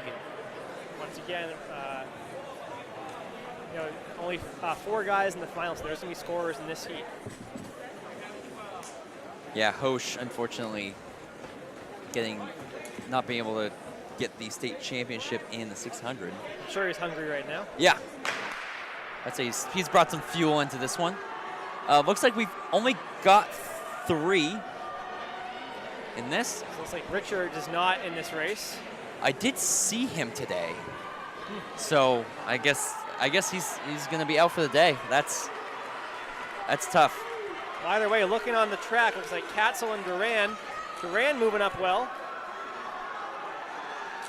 Yeah, Doran needs to get some points here to help out Co Brown. And if he can win this heat, that would be one way to do it. He's got to beat up Katzel. Katzel to the line. Katzel takes it. Yeah, the heat was fast. It was, yeah. Nope. 36:04. Yep. 36:86 Doran. 37:03. That's a scary time. That could, I'm telling you, 36:04 is a pretty good time. Yeah. It looks like Hosh did not have enough to get through. 600-300 double is nuts. That's brutal. That is a brutal double. It would have been one thing if he had won it. Yep. And then come back. And then come back, but you get lose something second. Supposed to win and then you come back. Nah. The 300's no longer worth it. No, it's not gonna happen. Not at all. Not gonna happen. What do we have for state record here? State record here, we've got 35:02 by Worsley. Central, King and Queen. He's the best of the best. Yep. So if you take this one down. I think Ross Stevens could get that at Reggie Lewis in New England. Yeah. I mean, Stevens ran at New Balance. He ran 34.24. That's a I thought it was 34:21. That's his seat time. Seat time is 34.24. Wow. It's a lot harder to run. This is probably the event where the bank track is exaggerated the most. Yep. So here we go. We got Damaris of Hollis Brookline, Stevens of Conval, Smith of Sauhegan, and Nicole of Kingswood. Worsley, he finished second in the nation in the 200, 20.93. That's pretty good shit. Yeah. Here we go. 36:02, the time to beat from the first heat. Stevens trying to get out. Closing that gap on Smith already. Now Stevens Damaris is getting left behind. This looks like the same exact way the girls went. Stevens ahead of Smith. Easily the class of the field. He is crushing this. Smith already a state champion. Looking to see if he can get a second. He's got to chase down Stevens on this backstretch. It's coming down, but Stevens it's coming down, but Stevens will be your state champion. He runs sub 35. Oh my gosh. He wow. 34.73. Just there broke we the go. state record by quite a lot. Okay. Or just break it now. Don't wait till next week or in a couple weeks. Break it now. 34.73 state record, Ross Stevens. He basically ran a 400 there. He was and so Division excited, II state champion. And he celebrated towards the end. He probably had a little bit more. Yeah. Probably. Love to see him. I didn't get a chance to see anybody else's times. I apologize. We got a little too carried away with the state record. You don't see it a lot, especially broken by that much in a sprint event. The guy's record he broke was the best of the best. Yeah, Worsley is a name that you do not forget at all. Moving on to girls 1500, 2 state records just in the last 2 weeks. And 2 state champions in this event. Backing up from the line. So here we go. Kavanaugh looking for back-to-back, followed by Cook of Oyster River, Deeb of Hanover, Thurlow of Sanborn, O'Shea of Messinic, Stalker of Sanborn, Butler of Hollis Brookline, Martin of Pelham, Unger of Raymond, Hill of Co Brown, Sixton of Milford, and Davis of Kingswood. A lot of doubles here. This is Deeb's opportunity right here. And you know what? Oh, yeah. If O'Shea can have some of the fight that her sister had earlier today, then anything can happen. Deeb's fresh. Yep, Deeb is the one who has to go push the pace early. Yep, and she's had a strong season. So Cook and Kavanaugh are letting her go. O'Shea is not, so seems the O'Shea sisters came in with a plan today. Honestly, if those two can just snag some pretty good points here, that may do it. They're both state champions today, so individually they could be okay with just settling in for second and third maybe. Although maybe they're going to try to sell for third and fourth. So Deeb's trying to go for it. It's exactly what I would do if I were in her shoes. But the biggest mistake you can make if someone's doubling back is letting them stay around too long. At the same time, the Oyster River girls have nothing to lose right now. You already won your races. Go and chase after her. Don't let her get away. Yeah. Yeah, you just can't. Oyster River girls just can't let it get away from them too early. And I mean, it definitely looks like that is I would say at this point we're at a spot where as long as it doesn't grow anymore, we're going to be fine. Let's let it settle in. Slowly try to claw it back. We're going to have which already looks like that's what they're doing. So I mean, 500 meters in, it's not insurmountable right now. So Deeb's looking around. I'm sure she's glad not to see an Oyster River Bobcat on her shoulder. But they are still hunting. O'Shea's not somebody to mess around with either.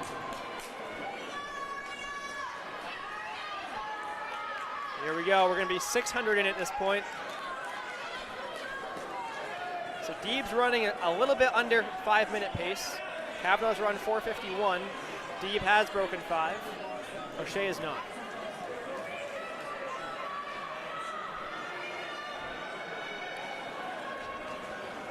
So both of them putting themselves in a good spot, but Kavanaugh's starting to close that gap.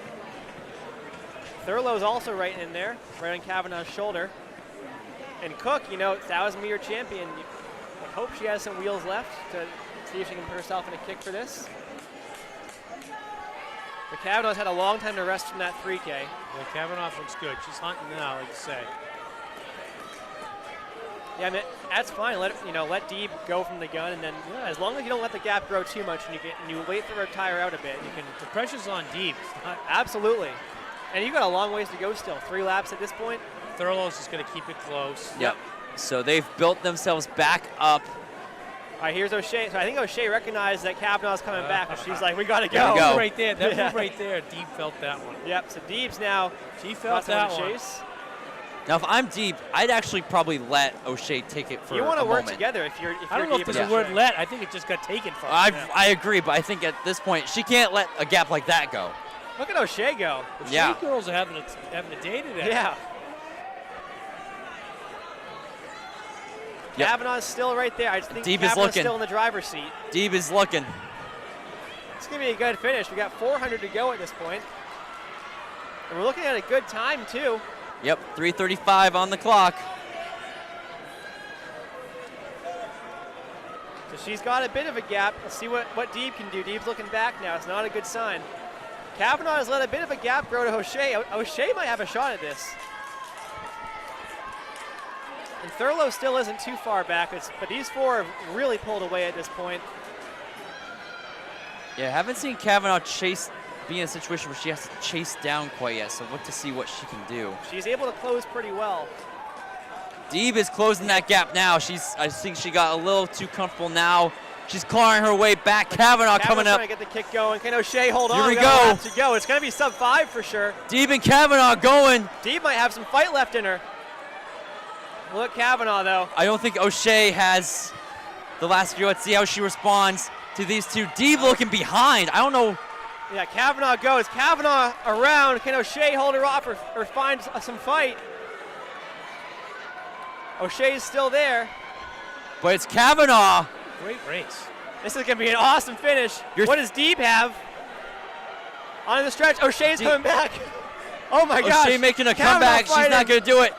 Wow. Kavanaugh, double state champion in 3K and 15. Such a fast time, too. Followed by O'Shea. Huge run. 4:51.78 for Kavanaugh. The O'Shea girls showed up today. The O'Shea's Yeah, they did. crushed it today. Great second place finishes for the O'Shea's. 4:52.13. Deeb, 4:53.38.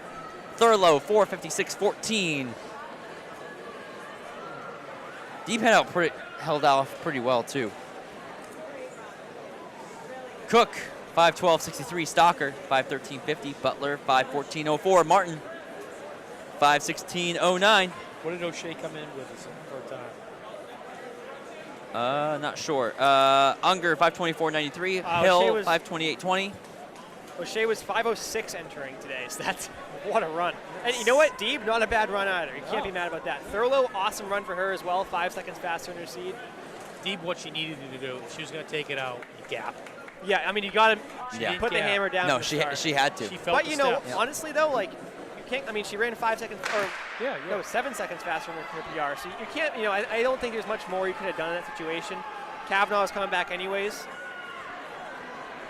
Anyways, on to the boys after that great race. So we got Scorpion of Milford coming back from a great race against Jocelyn as they're going to go head-to-head once again. Those two are in the back of the pack to start. Oh. Our top three are also actually in the back of the pack. Yeah, to so start. we got Heyman of Plymouth, Larson of Co-Brown. It says Clapp is in this, but I don't think he is. No, he's not. He's definitely not. Collins of Hanover, Youngs of Co-Brown, Jocelyn of Monadnock, Sellers of Oyster River, Lehman of Oyster River, Youngs of Co-Brown, Scorpion of Milford, which I mentioned, and Spencer of Souhegan, and Jeff Roy of Merrimack Valley. So Heyman's taking it out. So Heyman's the only fresh guy, at least the top-ranked fresh guy in this field. It's a smart move for him taking it out to start. Wasn't seeded to score points, but definitely has a shot to do it. Jeff Roy also a fresh runner. Now we see Larson taking the lead. And usually the 15's basically who has what left. Usually not a crazy fast race. At least for the boys. That girls race is crazy fast. But yeah, our 7, 8, and 9 seeds are in the lead right now. Good to see Patrick Young's back in this race. I think he had a bit of cramping in that 3K, so.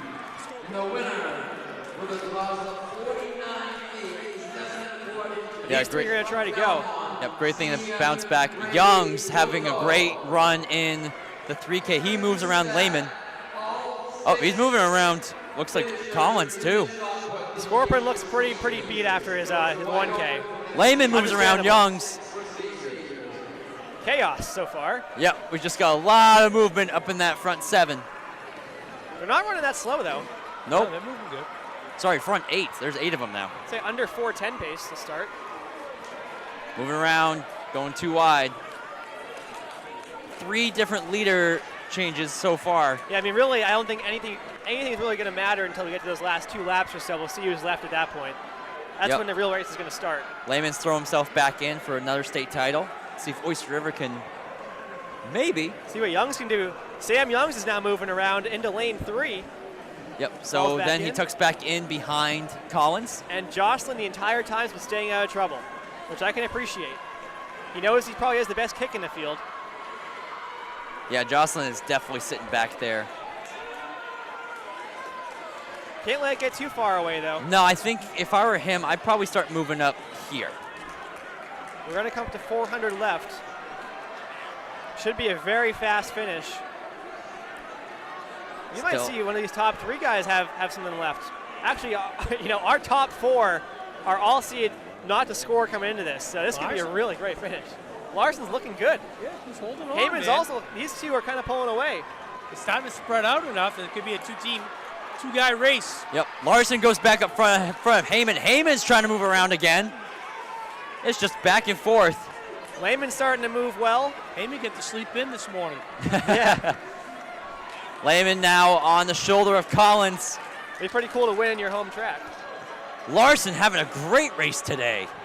So Heyman's going to hit the bell with the lead. Johnson's got to go if he's going to go. Heyman, Larson, Lehman, Collins, Youngs kicking it into gear. Youngs, scrawny arm Youngs going for it. Say Lehman looks like he might have a shot, but Heyman's pulling away. Lehman getting up to Larson. Heyman now 100 to go. Jocelyn coming up on the backs. Oh man, it's going to be a good finish. Does he have enough to hang on? Lehman's trying to fight for it. Jocelyn's coming back. Larson's coming back. It's going to be close. Heyman is going to be. Hangs on. Jocelyn second. Jocelyn second. Larson third. Wow. Lehman fourth. What a race. So Heyman is your Division II state champion at a time of 4:18.07. Jocelyn coming from behind, 4:18.39. Larson, 4:18.42. Great job for Larson. Lehman, 4:18.71. Collins, 4:19.27. Youngs, 4:20.87. Jeffroy, 4:22.86. Spencer, 4:34.21. Sellers, 4:35.97. Scorpion, 436.97, and Young's 438.20. Good effort for Pat trying to make it back into the 15 and finishing up. Yep. It's good effort by him. We move on to relays. We're done with individual events. It's all a team effort from here on out. Heat 1, we got Hanover, Portsmouth Christian, Milford, Sanborn Regional. Division. You got to tip your head to Larson on that one. Oh, yeah. He took the lead, Twice. gave it up, and got right back in there. Right. And hey, congratulations to Heyman. You know what? I think all those guys who came in fresh, they had to rely on each other to get away from that field, or at least hold them off long enough to make it so they couldn't come back. Because there was never a huge gap back to the likes of Lehman and Jocelyn and those guys. Jocelyn just let it get a little too. Yep. Yeah. He was a little too far out. If he moved up a little bit with like 500 to go, I think he could have won that. Yeah. Oh yeah. But he was sitting in 6th with 500 to go. It was definitely a good idea to stay out of trouble for him, but yeah, it seemed maybe a bit too 418 much might out not of get you there next week though. No, it might not. That's Probably is not going to. right. Yeah. So sure, you were fighting for a win here, Yeah. but your fight to move on might have just ended right there. Well, I mean, either way, he wasn't seeded to even be top 6 in this race. So Right. I think you can't complain. That was a really good run for him. But I was actually more talking about Heyman. That you won, yeah. but Yeah. might not be going on. Right. Yep. Good chance of it. This 1500 is pretty stacked. Yeah. You never know. We'll see what happens. Depends on what all the other states run. Depends on what Division One runs too. Yeah. All right, we're moving into the final 2 events of the day. This is New Hampshire Track and Field, powered by Marathon Sports, live on the NFHS network. NEHAB sponsor brought to you by Arthur Thomas Properties. You guys any team scores? Oh, team scores. Oh, yeah, we look- should be. Looks like we have not. 3 events to go. Co-Brown, Sauhegan. Well, we actually would have scored the 1500 as well. So Co-Brown would have gotten 6 points from that. So Co-Brown should have a 6-point lead in Sauhegan with in the boys race. 7 points? 3rd and 6th. Oh, they got 6 as well. So 7-point lead with 2 events to go for the boys. Co-Brown leads by we still need to score a few events. Yep. For the girls, 4 events still left to see or to score. Lead by 1 point right now, 42-41 over Oyster River. And I didn't see the score of the 15 where Kavanaugh got the win. So Right. So that should. Oh, there we go. 53-42 over Co-Brown. I have the results of the girls' 1,500 meters. In 6th place from Sanborn. it's like PCA in the lead of the With through 4x4. 33. 3rd place from Oyster River, Cook. In 4th place from Sanborn, Thurlow. In 3rd place from Hanover, D. In 2nd place from Messina Regional, O'Shea. And the winner for the time of 4. Milford looks like they've taken the lead here away from PCA. It looks like after the long jump, Oyster River should end up moving 2 more points ahead of Co-Brown for the girls. So Milford coming through right around 69. First split.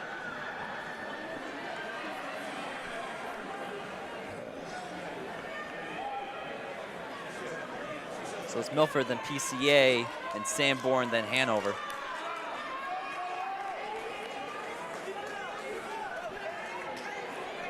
Poor Deeb, she looks exhausted, ready to go. Yeah, I mean, she just run. Yeah, 1,500 4x4. Another tough double.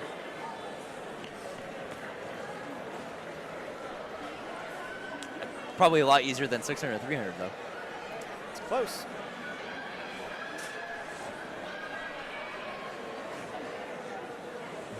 So PCA moves back into the front. So 3 heats of this, right? Because there's 4 teams, or I guess maybe is it going to be only 2 heats and 8 in the next one? No, it should be 3 heats of 4. 3 heats of 4. All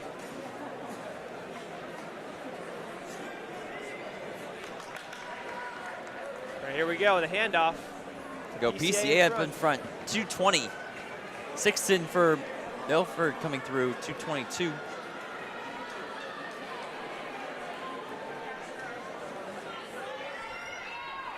Hanover heading off. So right now it is a battle between PCA and Milford.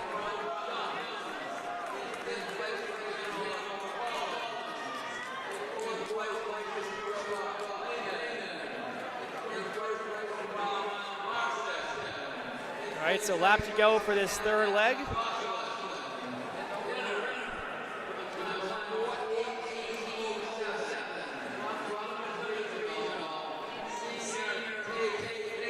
PCA has got a pretty solid lead now on this leg.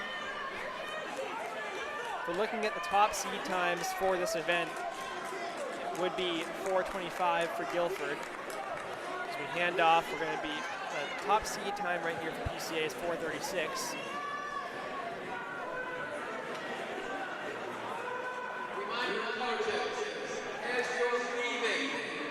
So what can we see for this closing leg?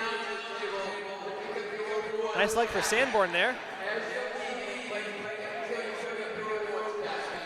And Thurlow is on the anchor for Sanborn. I'm sure she's also pretty exhausted. There we go. Deeb gets a handoff for Hanover. As still Milford and PCA. Milford coming up Milford, on the back. Great run here. This is Coates. Coates comes around. Solid mid-distance runner here. Lap to go. 4:04.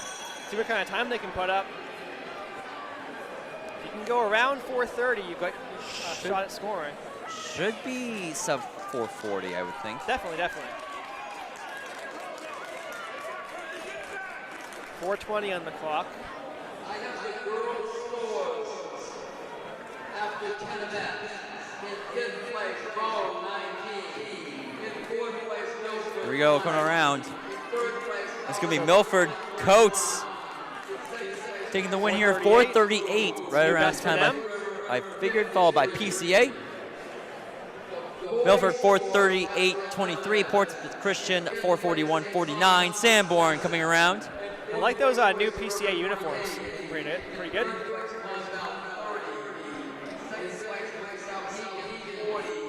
Sanborn 4:55.19, and Hanover.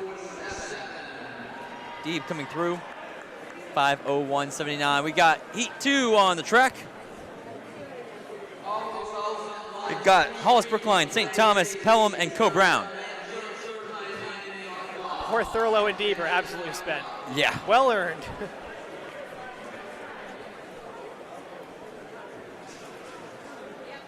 So all these girls probably looking to fight to get around 4:30 in this relay. Maybe get themselves a shot at maybe cracking the top three.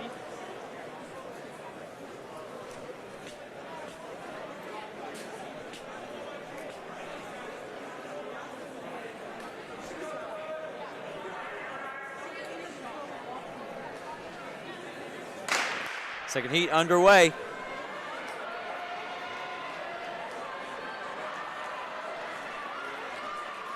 It looks like early on Pelham's getting a good start.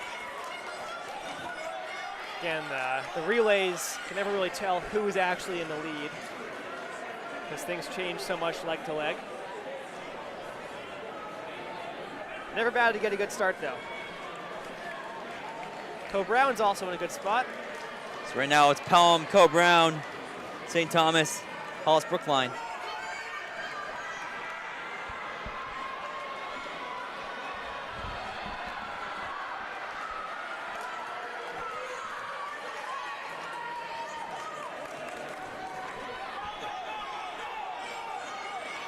Small gap forming for Pelham.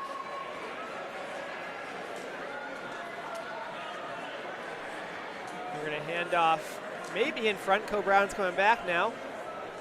Willie Pelham in front.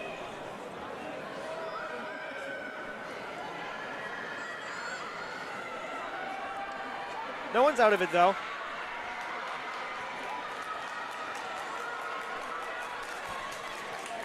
I would say definitely a Co-Brown and Pelham head-to-head right now. And those two are away.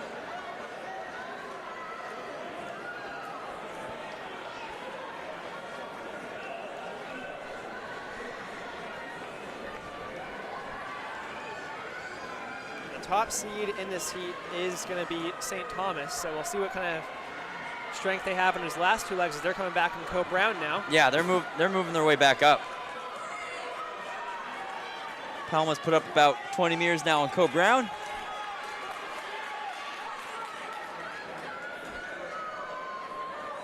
All girls and boys. Here's leg 3. Pelham has slowed down quite a bit. Co Brown and St. Thomas have built their way back up. Yep. I have the results of the girls. So Pelham, Co Brown, St. Thomas, Hollis Brookline. Can't say that was the greatest handoff for St. Thomas. As Co Brown No, gets a great I start. mean, yeah, that's Co Brown's now hawking down Pelham. Changes so fast. Here we go. Moves around. Co Brown in the lead.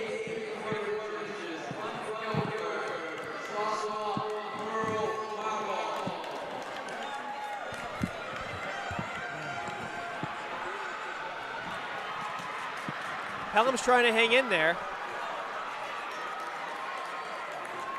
I see Millie is their anchor. It's going to be a close handoff. Is there a reason?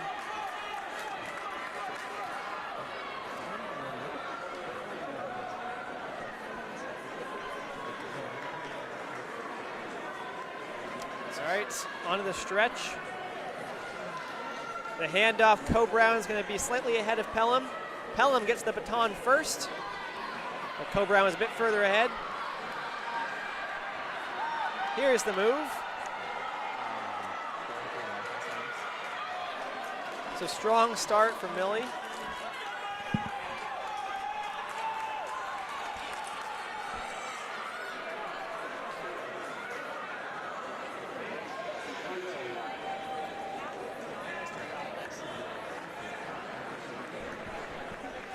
Lap to go. So here's the bell. Once again, we only have 4 in our final heat, so you are scoring if you win this one.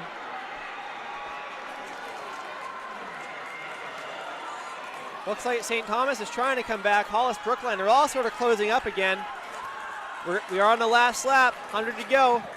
Pelham still in front. Closing down the finish, and onto the stretch comes Pelham. Being chased by all 3 teams. Co Brown, can St. Thomas get past? They don't even know that Hollis Brookline is coming behind them, but Pelham got the win there at 4:30.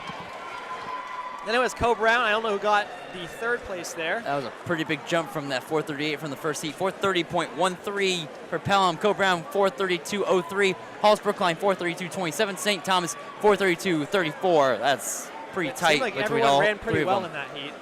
Oh yeah. And now we are on to our final heat. A lot of yellow. Looks like we've got Oyster River, Guilford, Sauhegan, and Bow.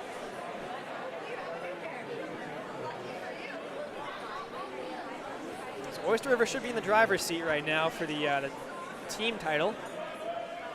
I know Guilford has probably saved up a lot of their sprinters up for this 4x4. Yeah, they have the best sprinter in the state. Yep. She's looking for a 3rd state title today. Probably in the hour. Yeah, within the hour, definitely.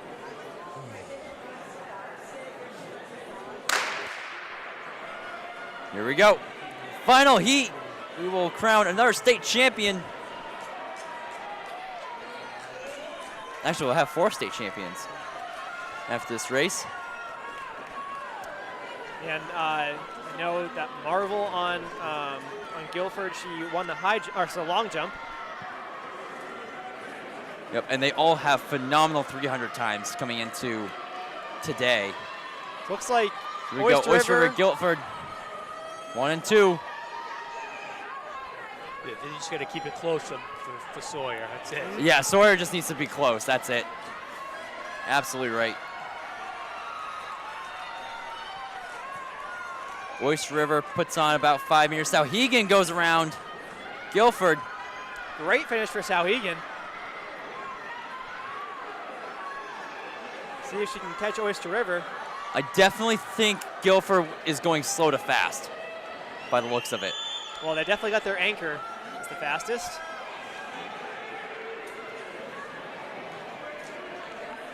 Guilford moves around Bo. Has to make up some ground on Sauhegan Oyster River.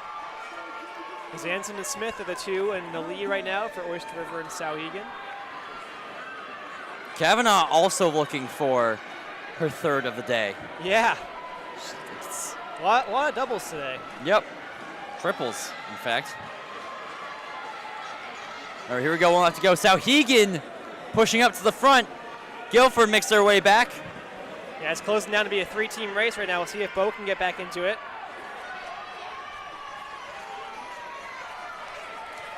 Now we see maybe another pass coming up.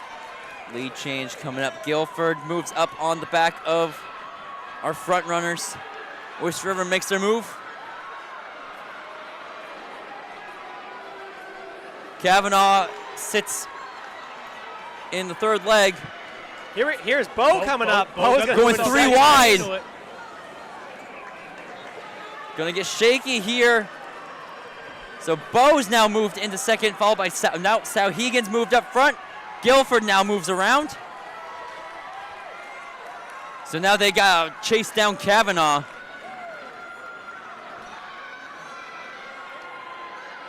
And Kavanaugh needs to try to get away. Swan Bond's also going to be a dangerous close. Now he could have a great shot at this. But I gotta say, as long as they can get just wanna see a Sawyer little chase. closer, Yeah.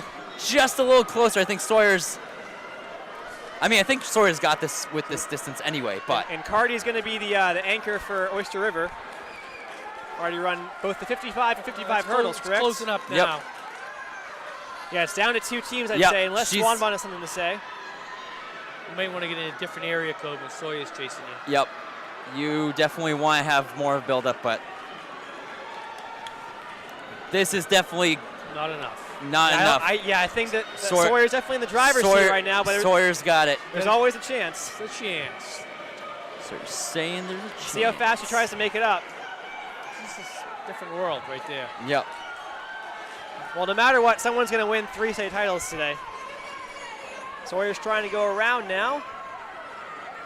Maybe electing to sit Yeah, for a little bit. she'll wait for a sec. She'll use the back end of this turn. Yep, she's gonna Played go it on the right. straightaway. Played it smart. Yep, she's waiting for the Look at straightaway. that She move. gets Look at it. that Yep, move. Shut the door yep. on your way And out. she's gonna go. Swanbun for Sauhegan in third. We'll see if she pulls away. Looks like she is. Yep, Sawyer's. Cardy's holding there, though. The Carter's not out of it yet. But it's really hard to chase down the best runner in the state. But yeah, it looks like Sawyer is going to be 3-time state champion today. 4:20.10. Oyster River 4:21.24. Sauhegan 4:25.35. Bo 4:25.89. That's a heck of a story for Guilford today. They're your 4x4 2026 state champions, Division II. As we now move on to the start of the boys 4x4, we've got Epping, Milford, Pelham, and Manchester West.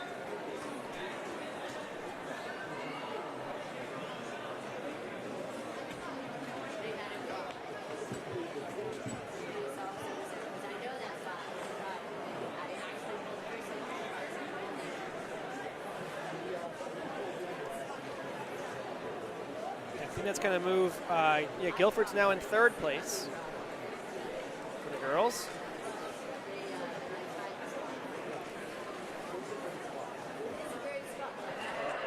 All right, here we go with the boys.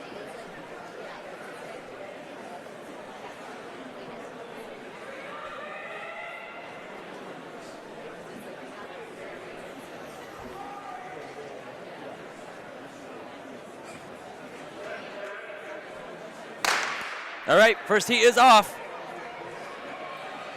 The Scorpion's back up again. Let's see what he has left. He's had a busy day. He looked pretty tired in that 1500. Sure did. Yeah. when I say that, I don't mean any disrespect. It means he gave it his all in the 1,000. Oh, that 1,000 was a great race. Yeah. One of the best I mean, races of the he's day. making some moves in the 4. I would say as we enter the relays, in terms of individual events, I think that that girls 1,500 was pretty good. That boys 3K was really good. Girls 600 was awesome. Yeah, I think it'd be hard to pinpoint really a race of the Race day of the so day. far. Yeah, there's really. Boys 300. Well, yeah, of course. Yeah. Of course, if you're looking for Well, a fast yeah, time. if we're looking for Hey, Scorpion's coming up. He's going to hand off first. Good for him. Performance of the day. performance of the day. Yes, State record. I agree. I agree. Race of the day. Oh. Girls 600. Well, that You was. think so? Yeah. Yeah. Come on. She almost got her. I would Yeah. say the exciting tactics and maybe the boys 1,500. But like that was That was a good one. That was a really good one. Oh, yeah. Hayden pulling that one out. That was good. All those guys closing at the end. I also say in the boys 3K with Youngs trying to go from 800 out. That was pretty cool.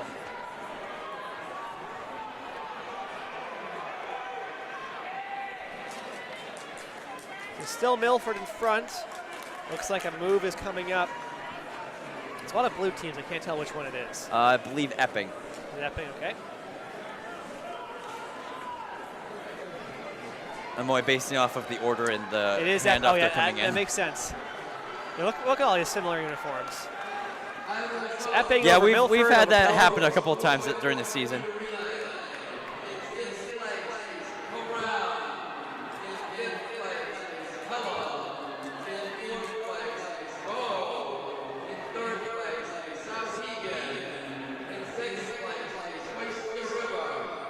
So we're halfway through this leg.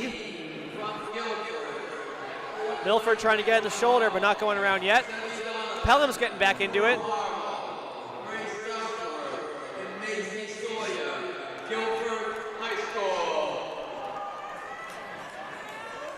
And look at Pelham moving up. So Epping's still going to have the front. And actually, now we have Milford getting some fight back. So Epping over Milford. Pelham. And Milford closes down.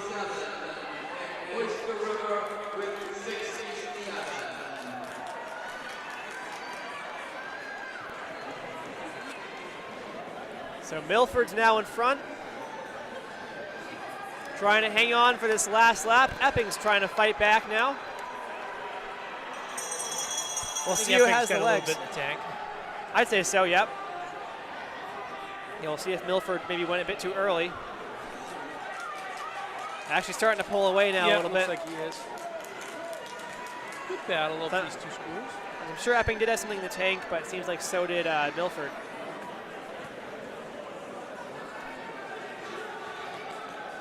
Here comes the finish. Give it all they have, and across the line, Milford. A lot faster than their seat times coming in. Yeah, what were these seat times? 357. Nice. Good stuff. Yeah, wow. Just waiting for official times there for that first heat. We've got 347.87 for Milford, 349.10 for Epping, Pelham 351.60, and Manchester West 4 flat 27. Next heat, we got Halls, Brookline, Merrimack Valley, Oyster River, Newmarket. 346 to 356.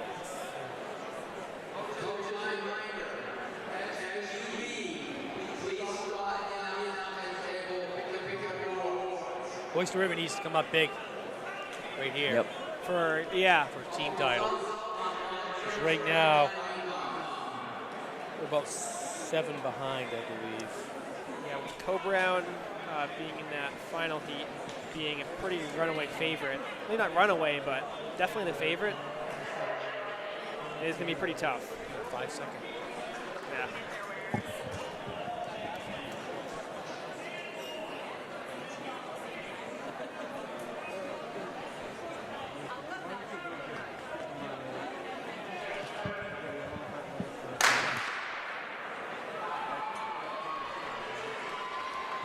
Seems to be a good start from Hollis Brookline.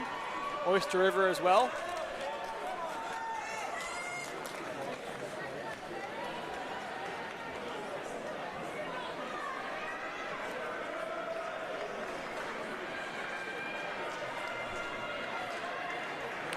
Oyster River in front.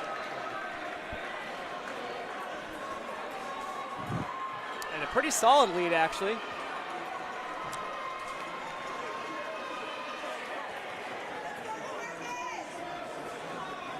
Hollis Brookline is definitively in second place, though,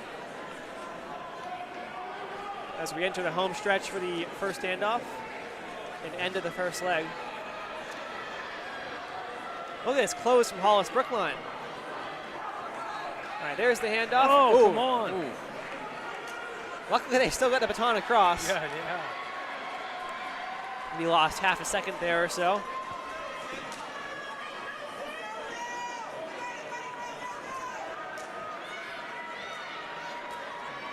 Is there any added benefit you'd say to maybe the adrenaline you get from that little moment of, whoa, we almost dropped it. Oh, second life.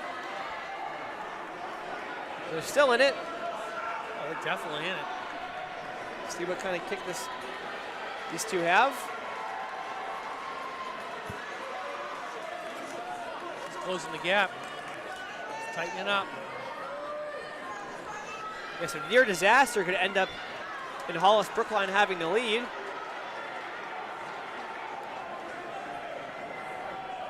Looks like Oyster River's going to hang on, though. Merrimack Valley is getting back into it.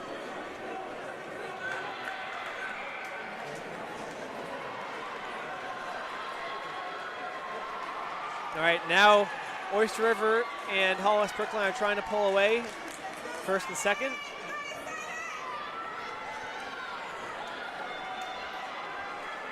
It's Bonifato on Oyster River's leg.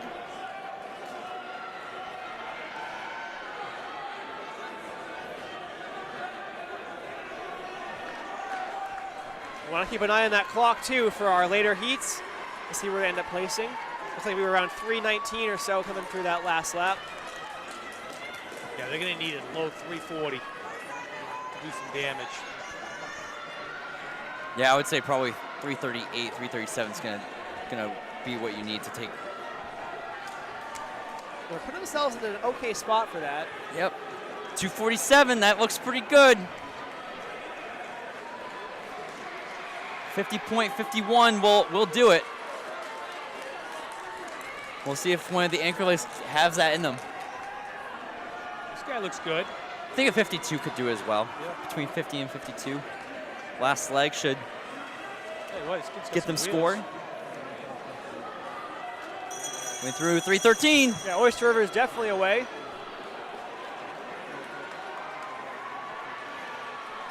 Give 25 second here, you'd be Yep. cooking with some Crisco. Yep, we'll see what this final leg is for Oyster River.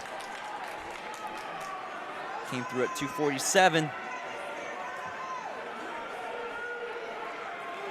Yeah, he slowed up a bit on this.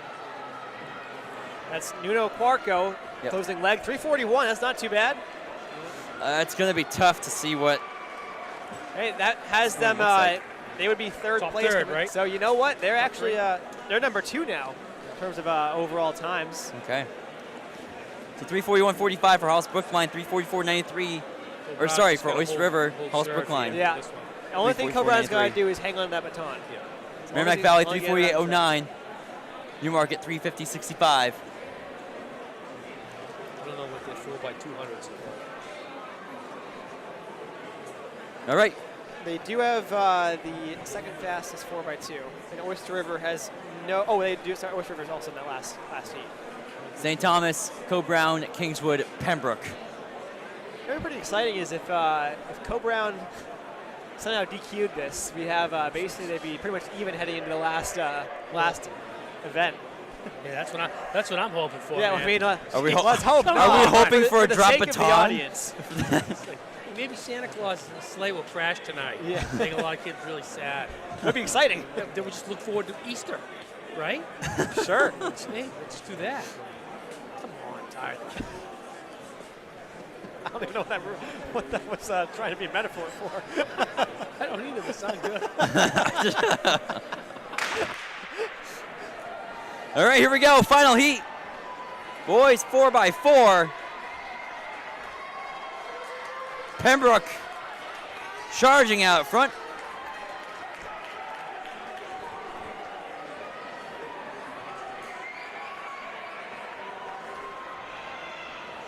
great start for Pembroke. Co-Browns in the back of the pack right now. That's Gersbowski. Yep. Had a great race today. Big Gersbowski. Sub 8 twice today. There he goes. .01 off the school record in the hurdles. Round in the bend. Going around. And St. here's Thomas. his kick.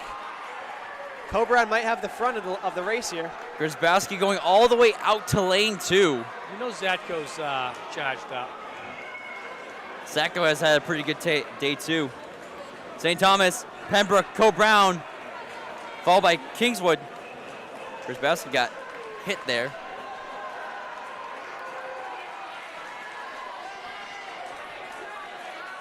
Yeah, if you're looking at a good mid-D team, St. Thomas is a good pick for that. Yeah, They've got some really good guys. Zacko charges around into the straightaway.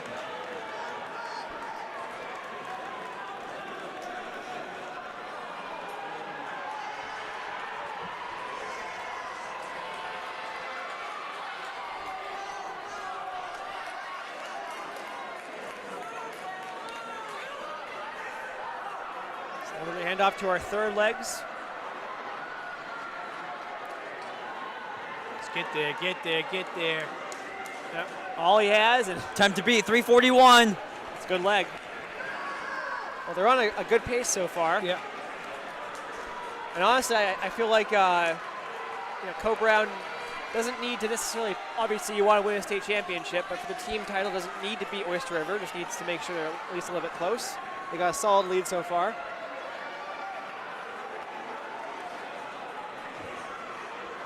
You also want to try to run for New England's. True, true. St. Thomas and Pembroke move right Sharkers back on up. back.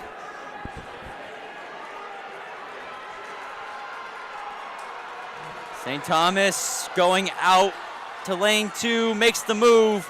Pembroke also following suit. They'll go into the turn. This is going to force Zatko to do some work right here. Yep. So we'll see what happens. It's going to be a really exciting finish. Here we go. Well, Shartner followed, but it was for good reason. 345. These guys are putting up a good time right Tell you now. what, Yep. Pembroke great. neck and neck. Pembroke moves around. These two lead teams are having a good day. Well, these should be our top two. See what Co-Brown has. Wow. 310. Pembroke has the lead. So they're going to be. Here we go. Here's the move. Pembroke getting chased down by St. Thomas. I believe that's Hughes on the St. anchor Thomas leg. needs to get in. Pembroke holds him off. Whoa! Going into the final straightaway. Pembroke has a slight edge. Who wants a state title? This would be something if Pembroke can do and it. St. Thomas. There we go. Pembroke pulls There you away. go. Pembroke. 337. And look at that Pembroke team. is They're your state thrilled. champion in the 4x4, 337.02. St. Thomas 337.42. Who showed up today? Yeah. Co-Brown 339.61. That right Kingswood there was probably right up there 346.08. for the race of the day. They were seeing the last in this Yeah. heat, too. That's pretty Wow. cool. Those guys are excited. That was legit. That's Talk awesome. about from last to first. Yeah. Congratulations. 337.02. State champions in the 4x4. Last event of Division II. Girls 4x2. It's a good feeling for those guys right there. Yeah. Look at that. Nothing beats the magic of a state championship. Oh, yeah. Never can end. Especially on a relay. That's pretty cool when you can get Yeah. it, with your Definitely teammates. exciting. You've been watching all that magic happen here at New Hampshire Track and Field, powered by Marathon Sports. Watching here on the NFHS Network. MeHub sponsor today, Arthur Thomas Properties. As we're about to close out with the final events of the day, the 4x2 for both girls and boys. Co-Brown increased that lead. Yes, so 13. actually, you know what? It is actually confirmed now. Co-Brown is going to win the boys state championship. Congratulations, Co-Brown. And actually, we were totally wrong in that. It was Towhegan that was right Towhegan, behind. we were Yeah. thinking. So Yeah. Oyster River wasn't really ever in it. So Co-Brown secures the state title as a team on the boys' end. Have to see how it all pans out for the girls. Tight race there. And there was Faria of Kearsarge. Kearsarge followed by Bo. I tell you what, that's the happiest puke of that kid's life for Pembroke. Means you know you worked for it. It was on his leg. Yeah, That really. 1000%. He got it done. No, the anchor won it. I know relays are a team effort, but sometimes it really comes down to your anchor, like just really making that push. Hey, what? Go Brown winning that. 15 of those points come from 2 freshmen. That's pretty cool, yeah. See what I mean? Wow. You know your future's pretty secure right now in those two. We have high jump state champion Camden Wilson on this leg for Bo. She competed last week. Kearsarge going to have the lead as we hand off. Final leg. This goes a lot faster than the 4x4 does. Yeah, it sure does.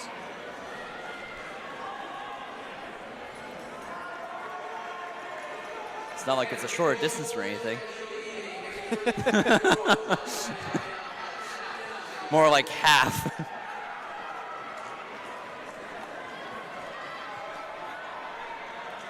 All right, final stretch. So Kearsarge going to take the first Here we heat. go.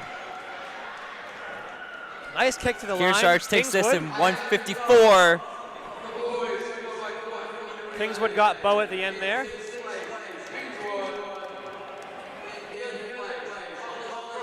Was 154.40 for Kearsarge. Kingswood 155.91. Bo 156.28.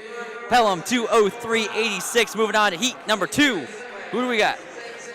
Portsmouth Christian, Belmont, Souhegan, Sanborn Regional.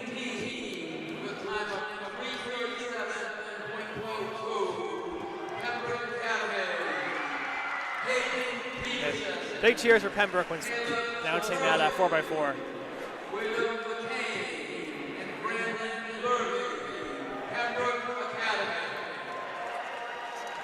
Belmont's going to surprise some people right here. They definitely should. Ocas definitely has to have some fire to her after today. A couple bridesmaids. Yeah. A couple sacrifices. See what happens. They are seeded the top team in this heat.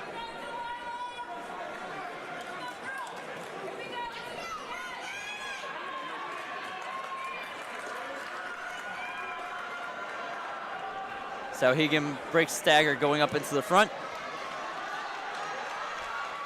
Sanborn, Belmont. Souhegan hands off first. Belmont and Sanborn pretty much even.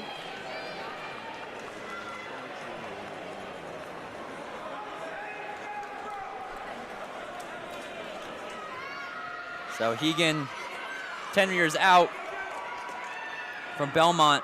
Sanborn up on the shoulder of Belmont.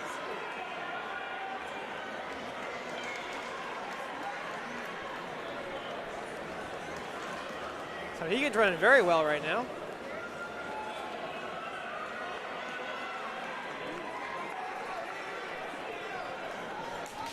If you're looking at the seed times and you're a bit confused why they're running so slow, it's because they are 4x160 seed times. After running at UNH so much. Souhegan put up a great race right now. 125 on the clock. Belmont, Lacasse. A bit too far back, I'd say. Souhegan Yeah, looking definitely. great. Souhegan's up by about 20 meters, so. It's a bit more than 20 on that. All right, well, last time I looked.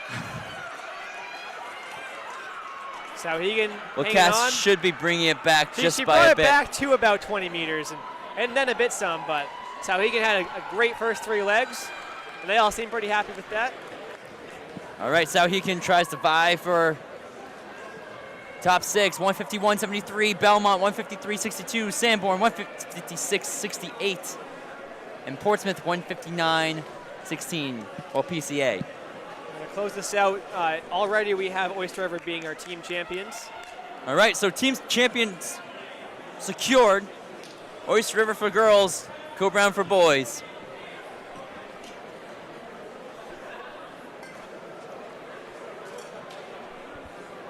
Still a chance for Guilford if, Co-Brown has 7 points in Guilford, but if they're able to do something here, you never know.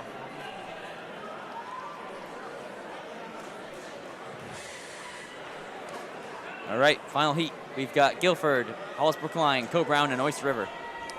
Should be pretty close between Oyster River. Well, I guess all three of them. They're all seated pretty close. But when you move up to a 4x2, it gets can always change things a little bit. Co-Brown with a great start.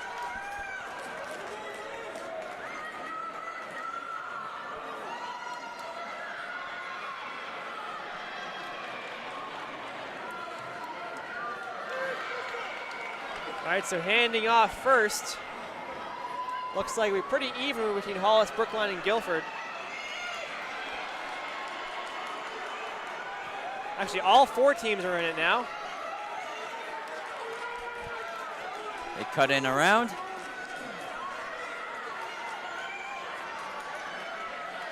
I just realized, of course, Sawyer is the anchor for the 4x2. Yes. So we could be seeing a 4th title. a 4th title. Got that baton off. It's almost Well, like, she got 3 girls chasing her. Yep. it's almost like Gandini. Better than Gandini. Actually, Gandini won the 4x4 as well, so he 4 times. So yeah, it would be the same thing.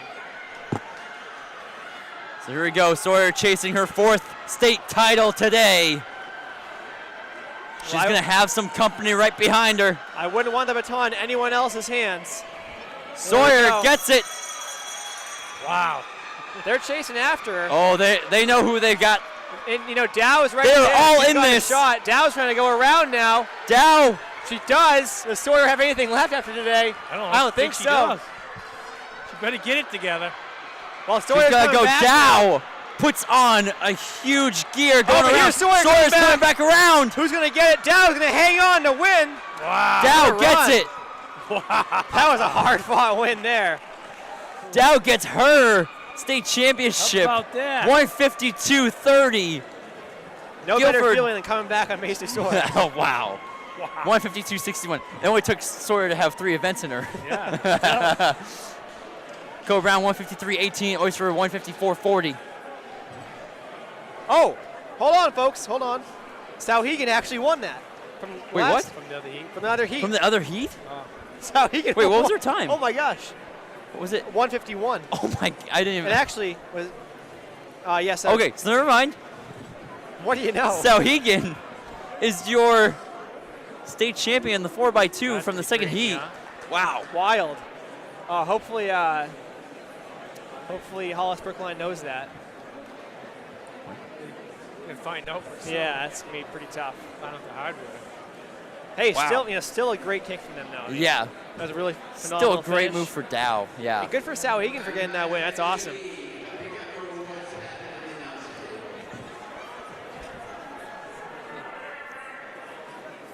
All right, here we go. First heat of the boys 4x2. Last race of the day. Got Interlakes, Belmont, Lebanon, and Sanborn up on the track.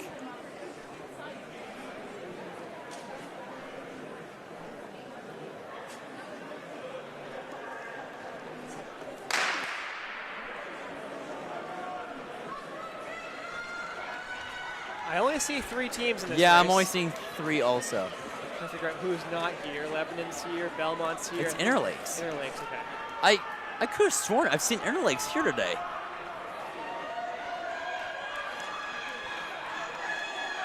Well, I'm not seeing them now. Well, obviously not. Good start for Belmont, good start for Sanborn. Oh.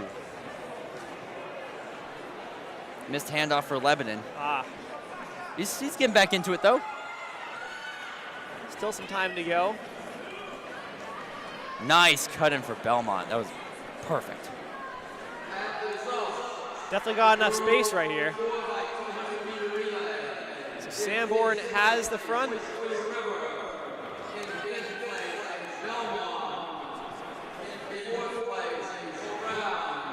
Look at Sanborn right now. They're moving So well. Sanborn's all the way out in lane 2.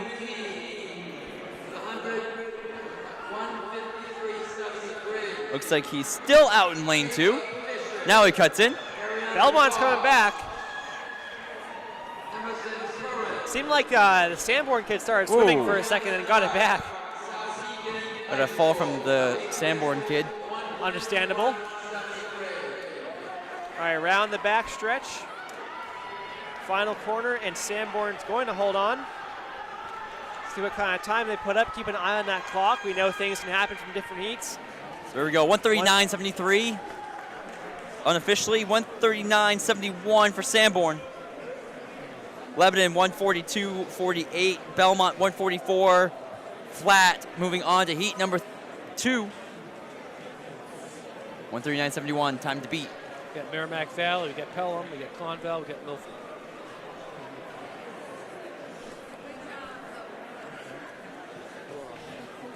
So these guys know that if they run a good one, they've got a chance at a state title.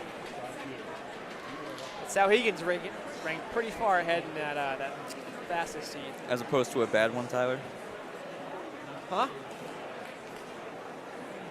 Said they gotta run a good one. Yeah.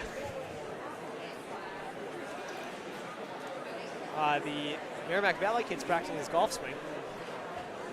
And his basketball shot. Might try pitching next. Oh, no, he's dribbling between the legs. There we go. So if you're wondering if he's relaxed or not.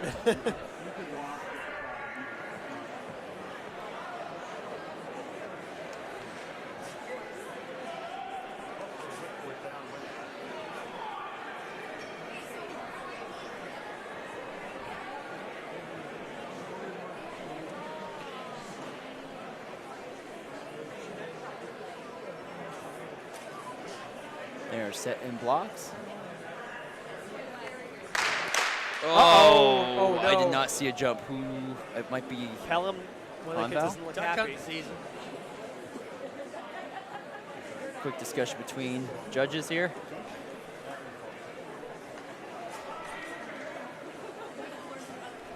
Wait to see where the card comes from. And it's going to be Pelham. Aw, man. That is the second DQ of the day. Hate to see it. That's too many. Long ways to come. Yep. Especially for a relay team. That's a tough one. Individually, like that's hard too, but like relay team, it's all on one guy right there. It's false starting for a relay, I think, is worse than individual event.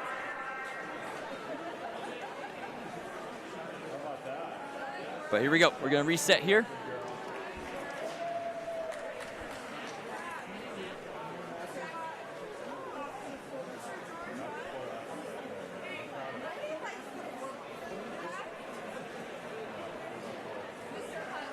There we go. Clean start. And only 2 are in this heat, I believe. So these guys are going to score as long, assuming they end up running faster than the last heat. Just looking ahead, looks like Jocelyn is coming back for the 4x2. Yep.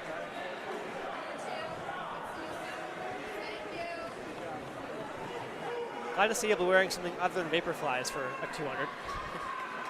They better not be wearing Vaporflies. Well, that's what he was wearing for his last 2 meets. Oh boy.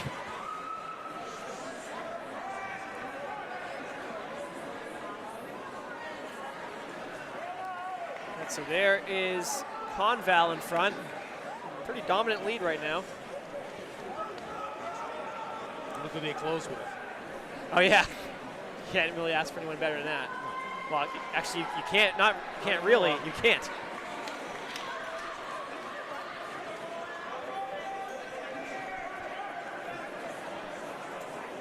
Here we go. Conval trying to put themselves in contention for top few spots here. If not the top spot. But Valley's coming back. Stevens gets it. Here we go.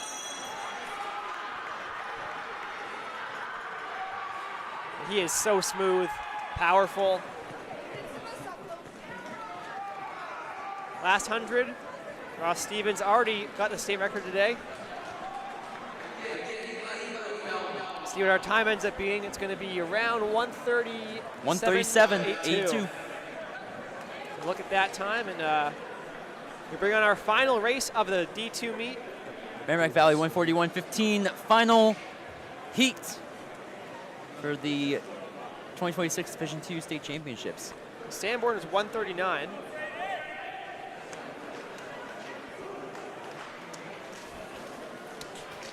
$139 what? 7-1. Okay. And Conval just ran 137. Yeah, so Conval is our leaders in the clubhouse. 137.72. Monadnock, Sauhegan, Co-Brown, Oyster River. All 4 teams on the track.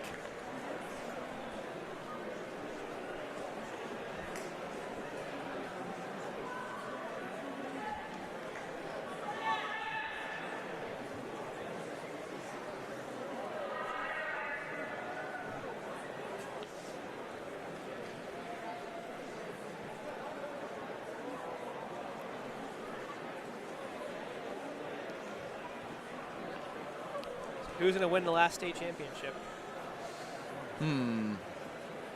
Sauhegan's favored by quite a bit, but we all know things can change. What are they coming in with? Well, it's a 115 is the 4x160, so you don't really know it. It's going to be for 4x2. What, you can't do that conversion here? Yep. Is what they're going to beat? 84. 84. So Hegan's off to a good start. I mean, I don't think it should be a problem for them. They're the best team. You gotta be, can't be dropping speed. Yes. Well, they've got a huge lead right now. It looks like they're not going to be losing any of that lead right now. Can't let up though, because once again, New England's always a factor. That was good.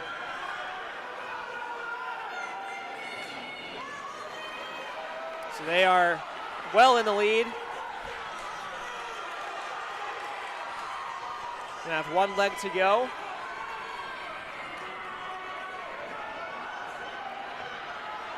Yeah, if Sauhegan does win this, both girls and boys are 4x2 state champions. Good handoff there. They should have no problem. Yep. Co-Brown's in second place. Going to cement their win here. Jocelyn's in third for Monadnock. But here comes Sauhegan, eyeing down the line. 136, 5, Yep, 4. We might see a second place. Very much your 2026 Division II state champions in the 4x2 Sauhegan on both girls and boys side, 134.27.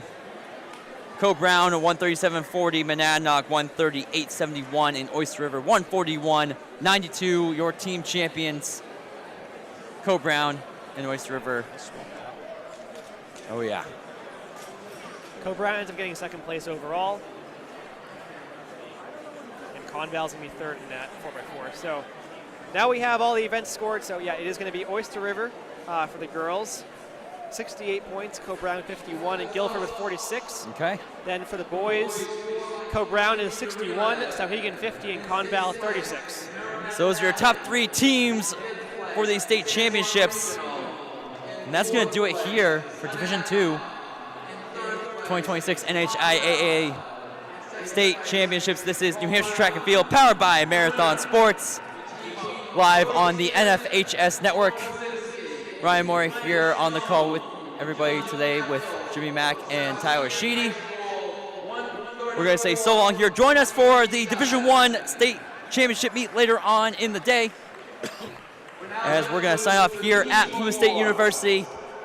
Have a great night and enjoy the Super Bowl if you're going to watch.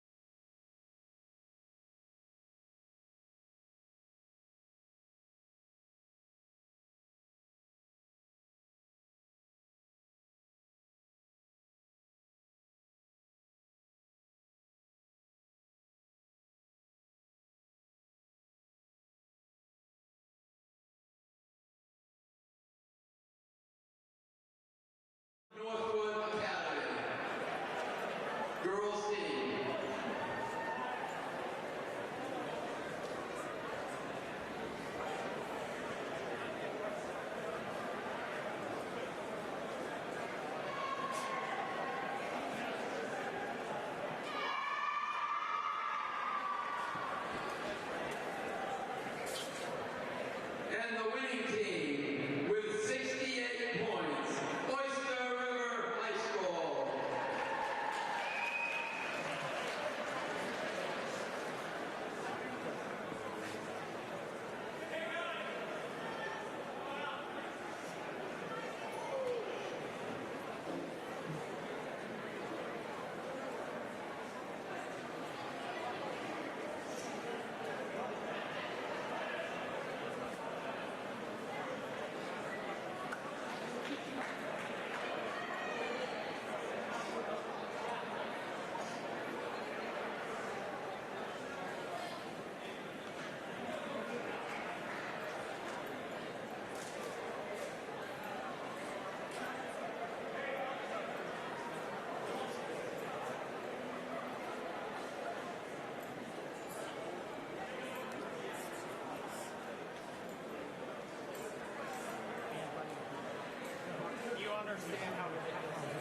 Schools, as we leave, please police your area.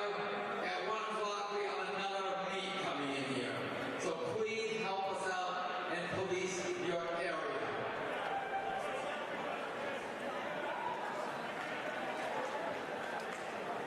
And now I have the boys' results. In 5th place, 32 points, Oyster River. In 4th place, 35 points, St. Thomas Aquinas. In 3rd place, 36 points, Condell. And this year's runner-up team with The girls, for the camera, for the camera. Eden High School. Please, out on the track at the finish line area.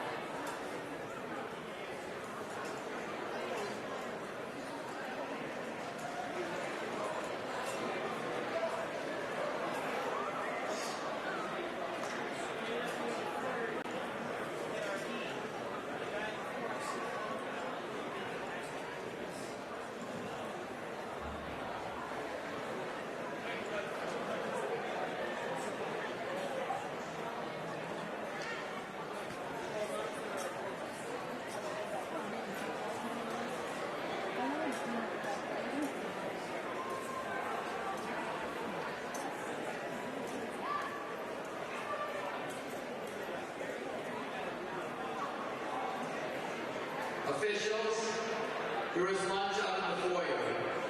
All officials, there is lunch out in the foyer.